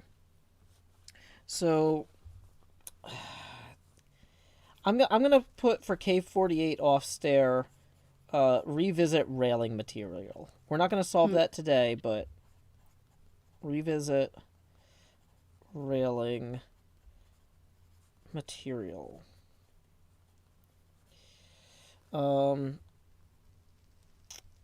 K49 is the lounge. As thunder shakes the tower, heavy beams groan under the weight of the ceiling. 3 ornate lanterns hang by chains from these beams, each casting a dim glow. The curved west wall is fitted with 3 windows of leaded glass in steel latticework. A bookcase sits on the east wall between 2 doors. Plush, overstuffed chairs and couches are placed about the room. The fabric has faded with age, and the patterns it depicts are nearly gone. Lounging on one couch is a handsome young man whose attire, while elegant, is warm and faded. Whee! Yay. So, bookcase here on the east wall. That was one that I could have added, but I'm realizing there's all these little details I didn't get to. Lanterns hanging on chains from the 3 beams. I got the 3 beams in. Hey, we have those now. Yeah, but yeah, we need chains and lanterns. I would have thought that Mojang were, reading this book and going, hey, here are some blocks you needed for this. Yeah.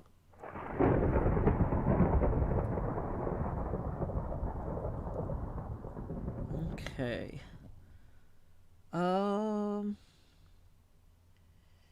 So then, yeah, this is. I mean, we can make the couches maybe crimson wood instead for the couches. I don't know.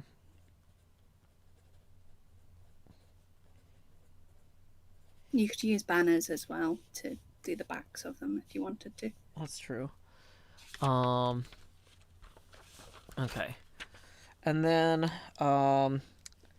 K50 is the guest room. We started on K26 today, and so this will be the 25th room we've done. So we're averaging 12 and a half per hour, roughly. And there's like 100. So we're not going to get done today. That's part of why we're doing these in a bunch of segments. A large bed sits in the center of this room. Its four corner posts supporting a black canopy trimmed with gold tassels. Several comfortable divans are placed around the room. There is a banded door in the west wall and a smaller unbanded door in the east wall. These doors both look the same. I think I'm going to turn the weather off. Yeah, I was enjoying the random thunder, but that's cool. I like hearing you talk too. It's competing with your voice is the problem.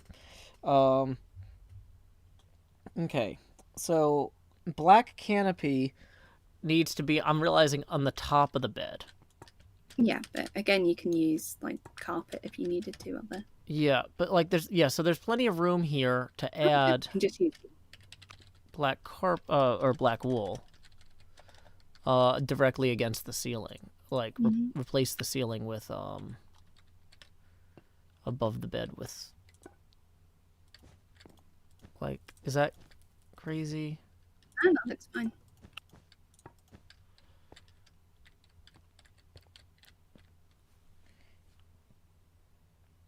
Why did I make the bed so high up? I maybe I just read a large bed and I was like, a large bed? That's gotta be really hard to climb into. Good night, Polly. This is just me adding my own details that I'm looking at this map and I don't think that I have no idea what I was thinking when I was working on this.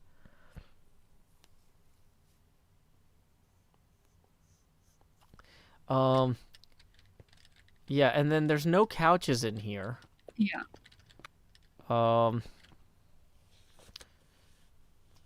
So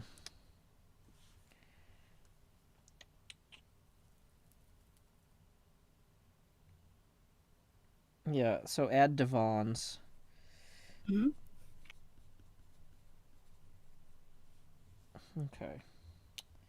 So K51 is the closet of this room. This small panelled room reeks of mildew and has a 10-foot-high ceiling. Iron hooks line the walls, and a dusty black cloak hangs from one hook in the center of the south wall. Okay. One cloak. Okay.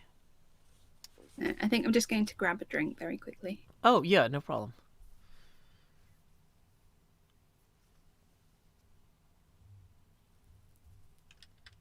Who puts a couch facing their bed? Well, so I think the idea is that they want a place to sit when they're not in bed. So this is a guest room also. So the guests do have multiple rooms. These are the guest chambers. There's a lounge, there's the guest bedroom, there's the closet.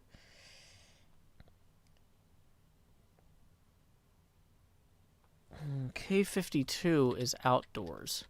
So we're going to have to jump over to that. And that is the smokestack.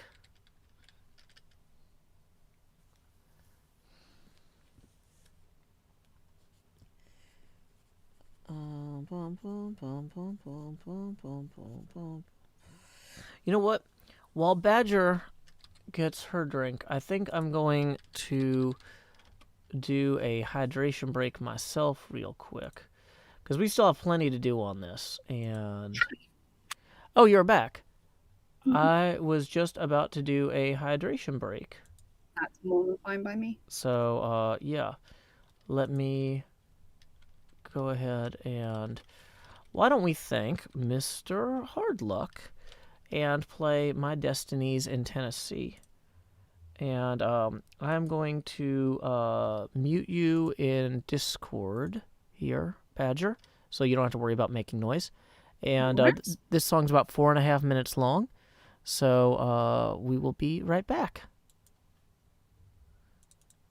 Folks say to be the very best, you gotta travel across the land.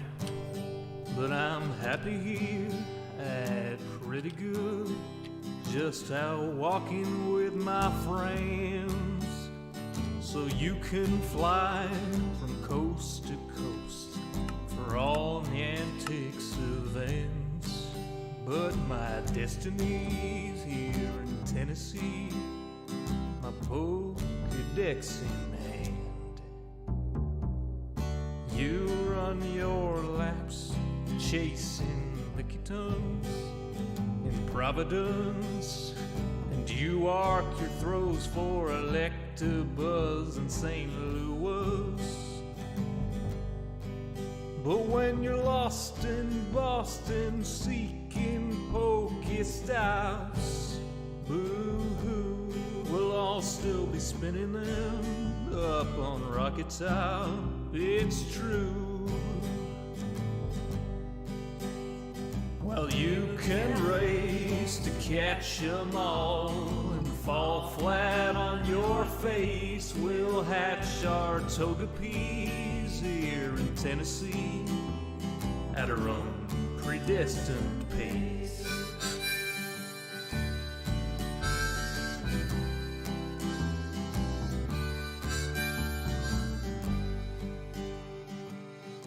We don't need Tanglers from Los Angeles. If you're there chasing Charizard, you're making your life way too hard. Clutching garlic, pounding pavement down Ventura Boulevard. We don't need Nidoqueens from down New Orleans. I hate to rain on Solo U, but parades need a willing crew.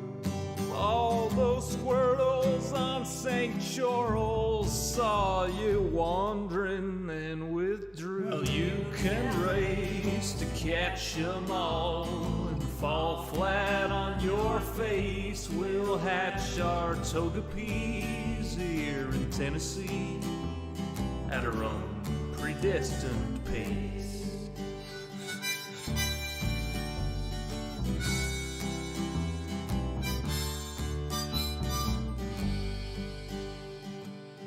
We don't need Lapras from Minneapolis or Polipers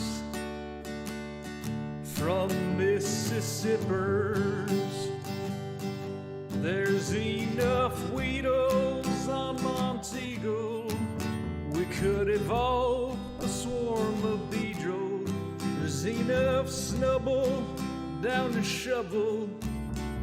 We could team Sled with Grumble. We don't need Oregon from out in Oregon or any Pikachus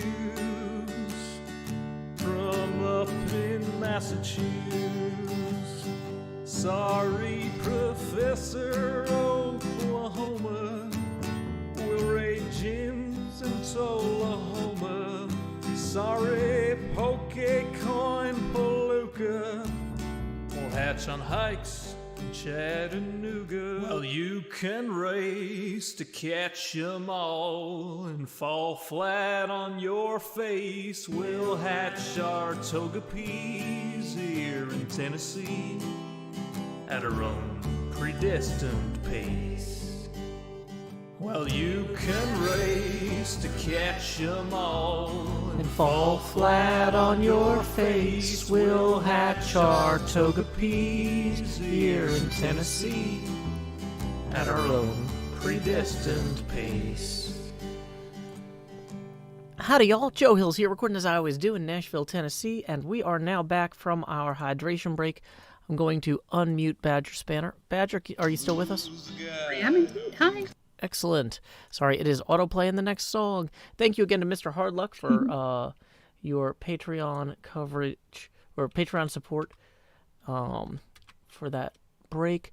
And hey, it looks like we got $5 from Robert Shaw, who says, just a warming. Mark is doing a live stream raid. Let's hope no one from the Kick Clod comes here. I don't know what any of that means, but thank you, Robert, for the 5. That puts us 10 away from our next face camera expansion. Okay, so I think that we are... Let's see. Where's my book? It's like I'm back. I have my book. I have my pencil somewhere. This is the problem with taking a 4.5-minute break, is now my brain is completely everywhere. But the reason we're outside the castle is because K52 is out here on the roofs. Badgerspanner, can you enlighten us about the smokestack? Jutting from the steeply sloping rooftop of the castle, a spindly smokestack, 5 feet in diameter at the top, rises 30 feet above the roof's peak. Smoke belches from its iron-pronged capstone. I think the number one thing we need to do there is add smoke. Yeah, which can just be a campfire. Yeah, now, I'm not sure... Oh no, because it's not hollow, is it? Yeah, that's the only thing, though. Is there might be a particle emitter thing we could do with a command block. Yeah.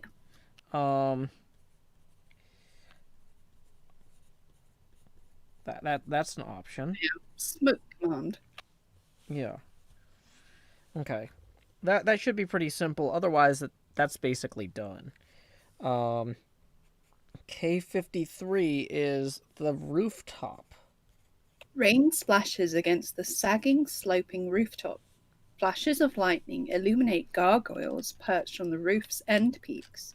The hideous stairs forever fixed on the courtyard, some 130 feet below. Okay, so one thing we don't have right now is we don't have gargoyles. So, armor stands for gargoyles.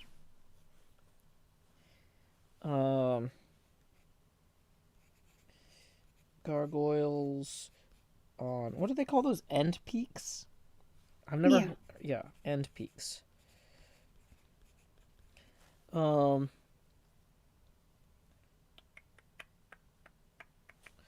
and then K54 is the familiar room, but is that on this map? Or are we getting into map 7 of the Spires of Ravenloft? Yes, we are. It's on map 7.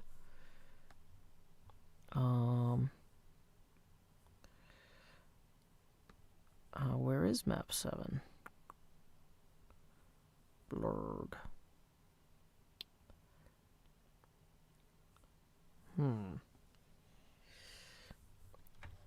With D&D Beyond, it's never been easier. Okay, yeah. So maps 7 through 10 are a separate file. It's got map 10 at the top, then map 9, then so this is actually way easier than holding up the book because I can zoom in. But okay. So let's see.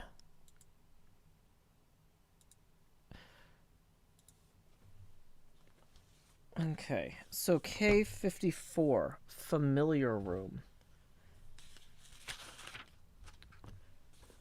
Where am I gonna get it? Where am I gonna find it? That is gonna be this way, I think. No, this is the giant. Dang it, I get disoriented so easily in this place. And I spent so long building it. It's kind of crazy. Like, okay, yeah, so this is K54, the familiar room. It doesn't have... Badger, are you still there? I'm here. Okay, cool. The low ceiling of this 20-foot square room presses down on you. Torn and broken couches lie in heaps, haphazardly strewn about.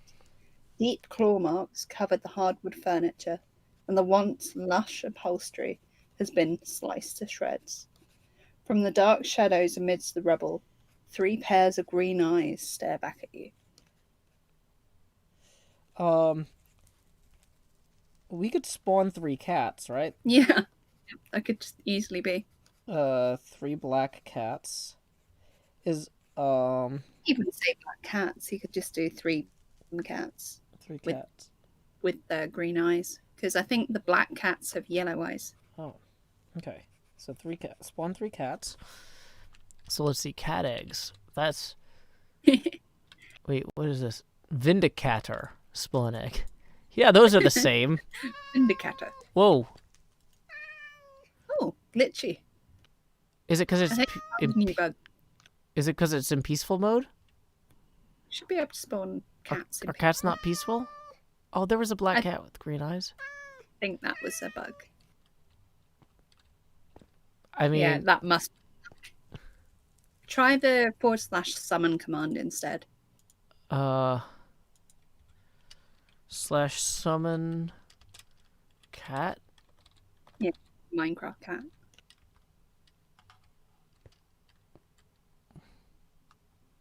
Where does it go?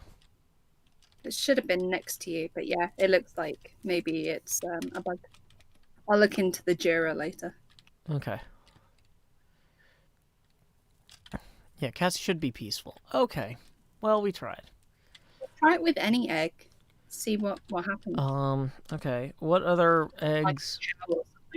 Like Dolphin egg, ghast egg. Are pandas peaceful? Yeah.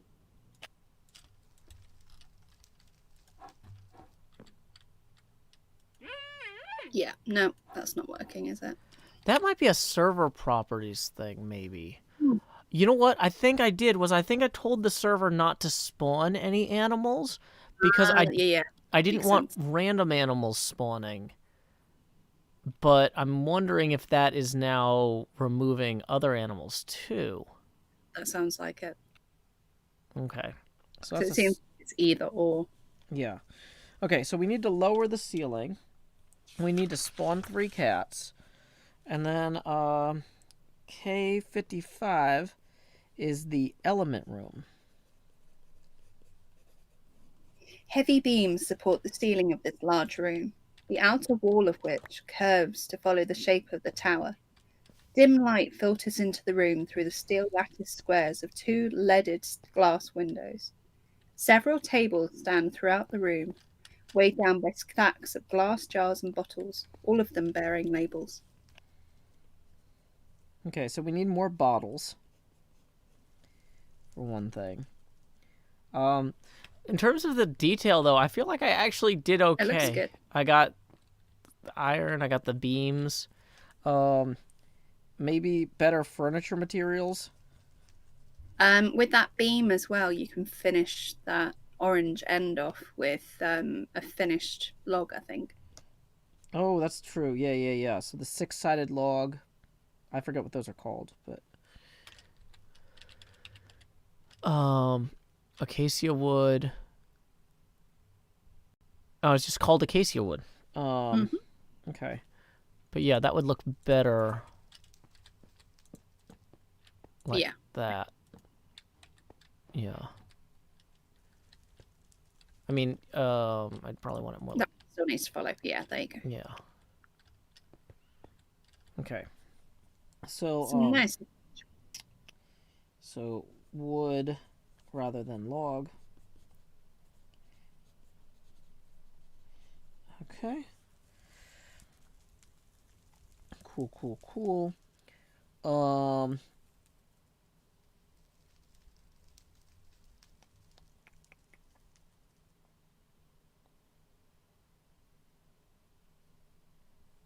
Okay.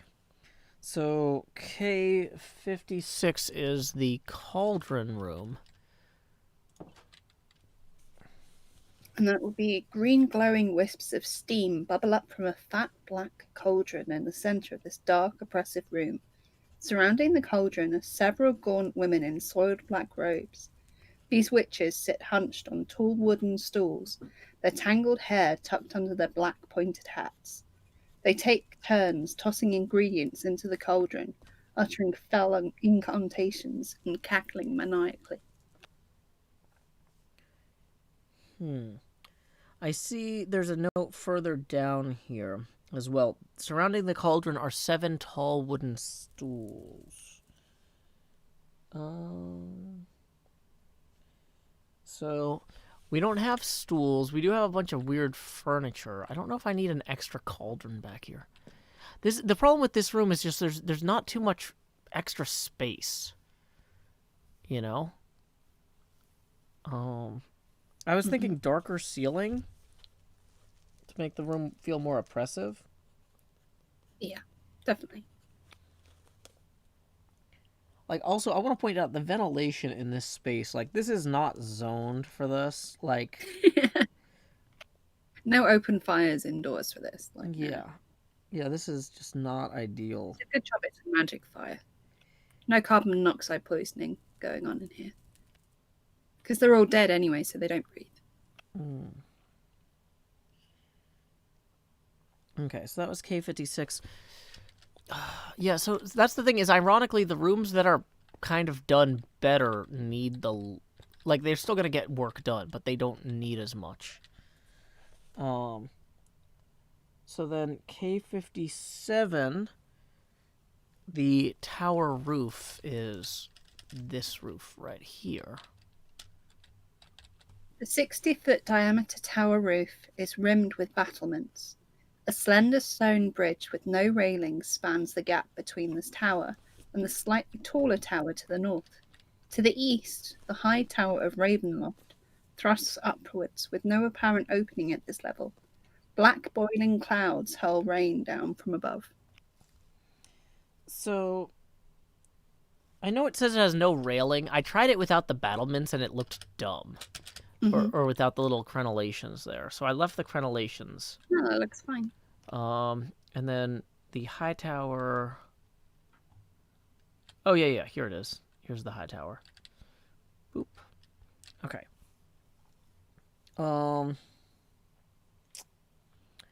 There... I think there is a potential passage. No, there's not. Okay, I thought there was supposed to be a secret passage here, but maybe I just put this in so I could get from place to place. That actually shouldn't be there. So, remove construction passage.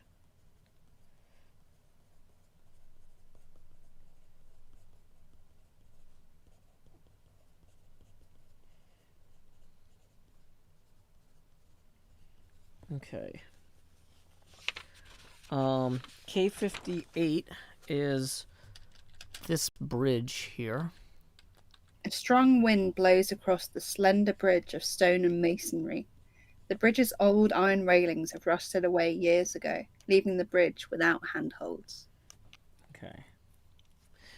So that almost makes me think I should add something that the railings would have connected to, but maybe just they were set in the ground and they're gone. That's fine. So we'll just put okay for now.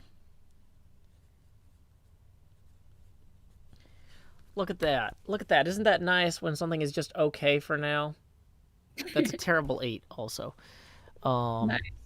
Yeah, vampires don't care about the safety of their staff or victims. I don't care for OSHA. Yeah. So K59.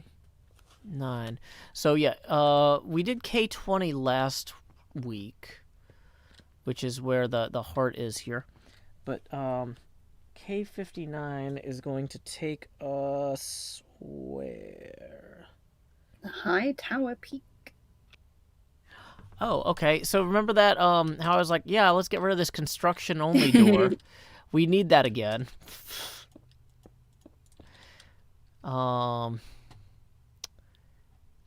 Blurg. Stupid spiral staircase. This is the worst. Okay. The spiral staircase finally ends at a 5-foot wide stone walkway that circles the shaft. In the center of the tower's highest floor, a 15-foot diameter hole drops into the heart of Ravenloft itself. Cold air rushes up out of the shaft, sending a chill through you. Arrow slits line the walls, and aging beams support a steep cone-shaped roof. One beam and part of the roof here have fallen away, leaving a gaping hole open to the stormy sky. Okay, well, for one thing, this shaft should be wider. That's 3 meters is not 15 feet. It's about 4.5 feet. So, I hate to do this, but oh, that's gonna mess up so much stuff potentially. 3 meters is about 12 feet. 3 meters is about 9 feet. Oh, no, it is, yeah. Sorry, Yeah. that was 4 meters. Yeah. So, maybe I don't want it. Maybe that would break these stairs so badly. I think it looks fine. And these stairs already feel terrible. So, okay. Arrow slits line the walls. Needs arrow slits. Don't forget that they changed the texture of the walls now so that they don't have that kind of join anymore. What do you mean? You're going to have to use... I made the arrow slits out of stairs. Yeah, they'll be fine. Okay. Because some people use wall blocks, and now they've changed that, so you can't do that. Gotcha. Aging beams support a steep cone-shaped roof. One beam and part of the roof have fallen away, leaving a gaping hole open to the stormy sky. Roof needs beams.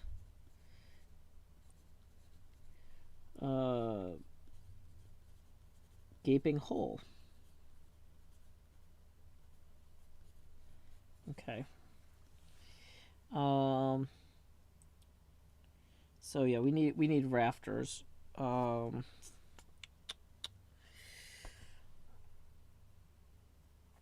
Raiders. Oh, are there raiders? Hey, Olroff, welcome. My name is Joe Hills. I'm broadcasting live from Nashville, Tennessee. And today we are reviewing a Hermitcraft Season 5, which means like Minecraft 1.12 build of Castle Ravenloft I did, in order to basically figure out what we would need to do to upgrade this map with 1.17 snapshot features. We want to make, even though I built this entire castle in survival mode a few years back, I want to upgrade it for D&D groups that I run through here. This is based on the Dungeons & Dragons I6 module, Ravenloft by Tracy and Laura Hickman. And I can actually run games inside of it with D&D, basically using this map as like graph paper, where, you know, we go into a room, I describe what the players are seeing, we can mark down where monsters are with banners and stuff, that sort of thing. There are about 100 areas in this map, and like I said, we're in the process of upgrading it for 1.17. We are auditing, trying to visit every single area. And right now, we were on area K59. Whoops, why am I not flying? Which is the High Tower Peak, which was the top of that tower. There's not too much detail in there that we were missing, other than the fact there should be a huge hole in the ceiling and some extra beams. And then we need to do the North Tower Peak, which is this one, which is K60. I'm joined by Badgerspanner, who is helping me by reading room descriptions while I take notes. The stairs end at a dark and dreary room with manacles attached to the walls. In the middle of the room is a wood-framed bed fitted with leather restraints. At the foot of the bed rests a closed iron chest. Its lid is sculpted with an emblem. A wooden ladder leads up to a trapdoor in the ceiling. Thin streams of water drip through the trapdoor's rotting wood, forming a puddle around the base of the ladder. Okay, so clearly when I was working on this, I did not even build out this room. I built this landing that goes up to the ladder, but we don't have any of that detail in the original build. So, so we need at least chest, the bed, the trapdoor is all fine. Okay. Well, chest, bed, manacles, chest, bed, and chains would at least. We're gonna need actual walls separating it. It doesn't seem like it has a proper door coming up from below here, but it should fill much more space than it does. And then we would have our ladder well here, which is indeed supposed to be here. That brings us to area K60A, the North Tower rooftop. Cold wind greets you atop the tower roof. Its rain-slicked flagstones surrounded by a 20-foot diameter ring of stone battlements. The thunderclouds above suddenly coalesce into the terrible visage of Strahd. The face utters a ghastly moan as thousands of bats flying out of its gaping maw and descend upon the tower. It would be amusing to set up a giant, like, glass Strahd face that was only visible from this angle, but I don't think we're going to do that because it would be visible from every other angle. So we'll just leave something... I accidentally said thunder clowns. I know, and I thought it was funny, but you were doing such a great job. That sounds so much worse than bats. Yeah. Yes, thunder clowns. In theory, Clowns. In theory, we could do that with a schematic and a command block, but I don't want to go... This isn't all about special effects. This is just about giving people a game board, basically. Okay. Somebody says, I didn't know that Joe was a special effect, or that Joe was a floating head. Yeah, the way it works is every time we get a $20 milestone in terms of tips, which I keep track of here on this abacus, then the face camera gets bigger. And we are currently $10 away from that next milestone. So, if you stick around, you might see how that goes. Let's see. Hey, welcome, Mozathoth. Ulroth, who rated us, thank you again. So this is very cool. I've been playing tabletop RPGs since I was 10. Using Minecraft as the battle map is probably really fun. Yeah, I've enjoyed it so far. I've got a death house over here from one of the appendices of Curse of Strahd as well. So if you've ever played the death house, we have that going for us as well here. Also built in Season 5 of Hermitcraft, which is a while ago, so that's why we need to upgrade things with new stuff. Other things we need to do is, like, clear out all the ocean around here and just have this descend into the void and the mists below. But, okay. I mean, in terms of the North Tower rooftop, though, I feel like it generally does what it says on the tin, right? Like, it's a... I think it needs a, a trapdoor, though. Oh, yeah. I think that it had a trapdoor, but it fell off with the, when we did the find replace thing. When you... But that's a good thing to keep an eye on. Okay. So... Let's see, how long have we been going? 3 hours and 40 minutes. 40 minutes, but yeah. Say again? 40 minutes. 2 hours, 40 minutes. Okay, gotcha. My daughter pointed out, she's like, 2 hours and 11 minutes is long enough for any stream. I think she's trying to tell you something. Yeah, she also constructed a fort out of blankets in the living room and was still watching the stream. Usually if a stream goes on this long before I take a break to check on her, she has already swapped back to Power Rangers or something. So, but yeah, I'm jealous of her blanket fort. Yes. I might make one now. Gotcha. So the first basement, and there are many... There's a lot of Ravenloft left to go here, is the Larders of Ill Omen, which is map 11. Let me see if I can find that on my iPad. I've got the book that I'm reading the descriptions out of, but then I'm using the iPad for the map, so I can have both pulled up side by side. Larders of Ill Omen.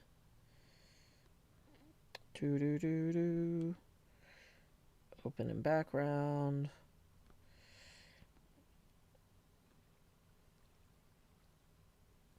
Yeah. So here's how complicated this level of the basement is. We just came down the stairs that you see here. There's the wine cellar that is directly behind us. Can I turn around with the other hand on the mouse? Yes. So there's that wine cellar there. Skills. Yeah, that's room K63. Yeah. This is a lot going on here. So K61. Yeah, K61 is the elevator trap, and that is going to be through here. There's our elevator shaft. This dusty, wide, 30-foot long corridor has a flat ceiling 10 feet overhead. To the south, a web-filled stairway spirals down into darkness. The north end of the hall ends at a wooden door. Wait. Stairs spiral down into darkness? Yeah, apparently. Wait. I don't think that... Oh, okay, we might be missing part of that. Okay, so that's something that we need to do, is these stairs need to continue downward. Okay. So that's going on the notes. Extend K21 stairs down to K73. Before we do anything else, let's see what is at the place that these stairs are actually supposed to go to. Like if I go, that would help. Because I'm curious. Okay, so how many rooms do we have to go through to get to there? This whole place is a giant maze, y'all. Okay. So that is supposed to connect to the dungeons connected to this torture room. Very nice. So I have a ladder here where the stairs are supposed to go. Because I apparently realized at some point, hey, there's supposed to be a stairwell that goes up here. And then I just didn't do it. Hey! There we go. So it's at least aligned properly. So this just needs a spiral staircase. Yeah. So it needs a spiral staircase down. Okay. The north end of the hall ends at a wooden door. That's the wooden door that we came in through.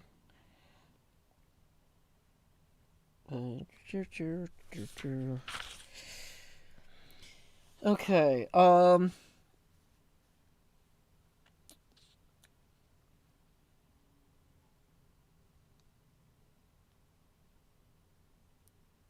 Okay, so let's go to K62. Servants' hall. Yes. This hall stands in deadly silence. Heavy beams support a sagging 10-foot-high ceiling. Fog clings to the floor, obscuring everything that lies less than 3 feet above it. A giant shadow lurches across the ceiling as a dark figure shuffles purposefully down towards the corridor towards you. There's no good way to do foggy floors in Minecraft, is there? No, you need a lot of glass and a lot of depth. Could I do, is there a command block particle thing, maybe? For, like, mist? Good work. It might grind some people's computers to a halt, though. So that'd be the sort of thing we would need, like, to be... Maybe we do have a central control room for, like, quote-unquote special effects. Turn on bedrock fog. There's bedrock fog. We're nowhere near bedrock, though. Is the problem. Yeah, you could use blindness. Someone says campfires under the floor. The problem is that the smoke would rise the whole ceiling of the room. It wouldn't just be a low fog. Blindness potions. That's interesting. I went out now and see. What do you call a blind? I'm searching for blind. That's not working. What do you? Effect. You can't use a potion, I don't think. Oh. So it'll be forward slash effect.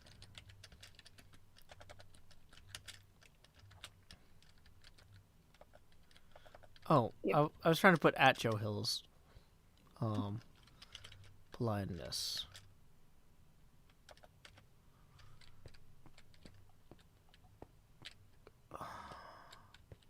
Yeah. Yeah, I mean that could work.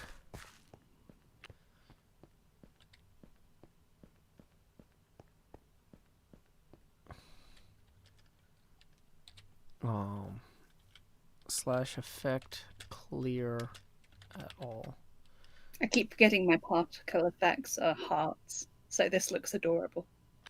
Oh wait, were there just like hearts coming off me because I was blind? Yeah. Nice. Love is blind, Badger. So yeah, the servants' hall is this hall, and I kind of left the floor and walls like patchy and weird. Mm-hmm. I don't know. Maybe this would be a good use of the new tough material. Ooh. Yeah. Because it's got that green to it here. Like, so it feels like it's like rough-hewn stone.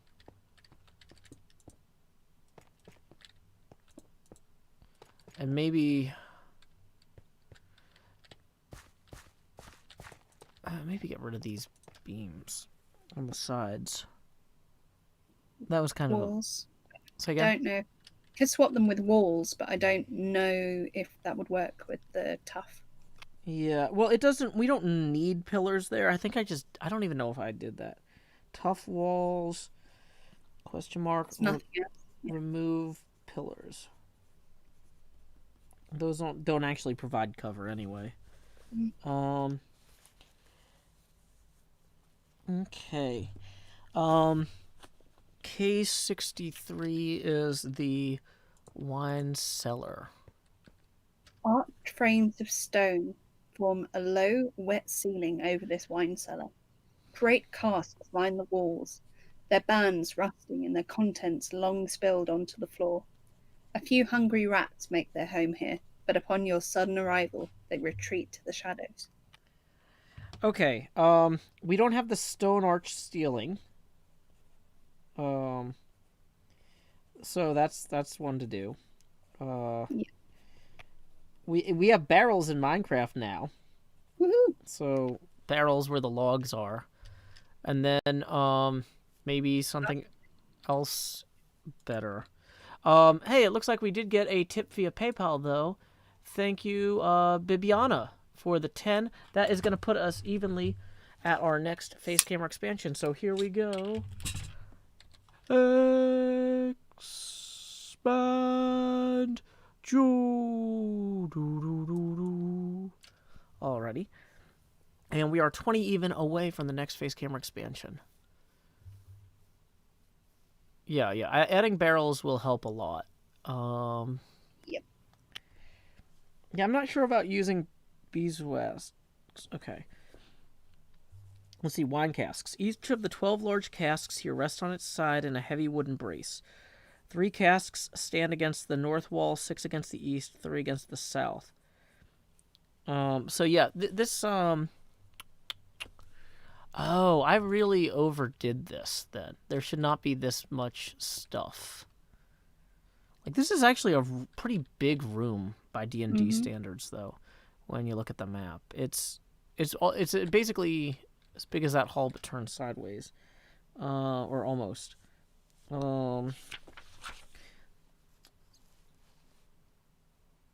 So, anyway, that's something to do. K64 is the guard's stair. Let's see if I actually built that one. I feel like there might be other stairwells I missed. Oh, hey, it's there. The long, hollow sigh of the wind breathes semblance of life into this otherwise featureless staircase. Okay, featureless. Good. That's easy. Because the guards don't care. So Fine. We did it. Fine. Okay. A few more rooms like this, and we'll be done in no time.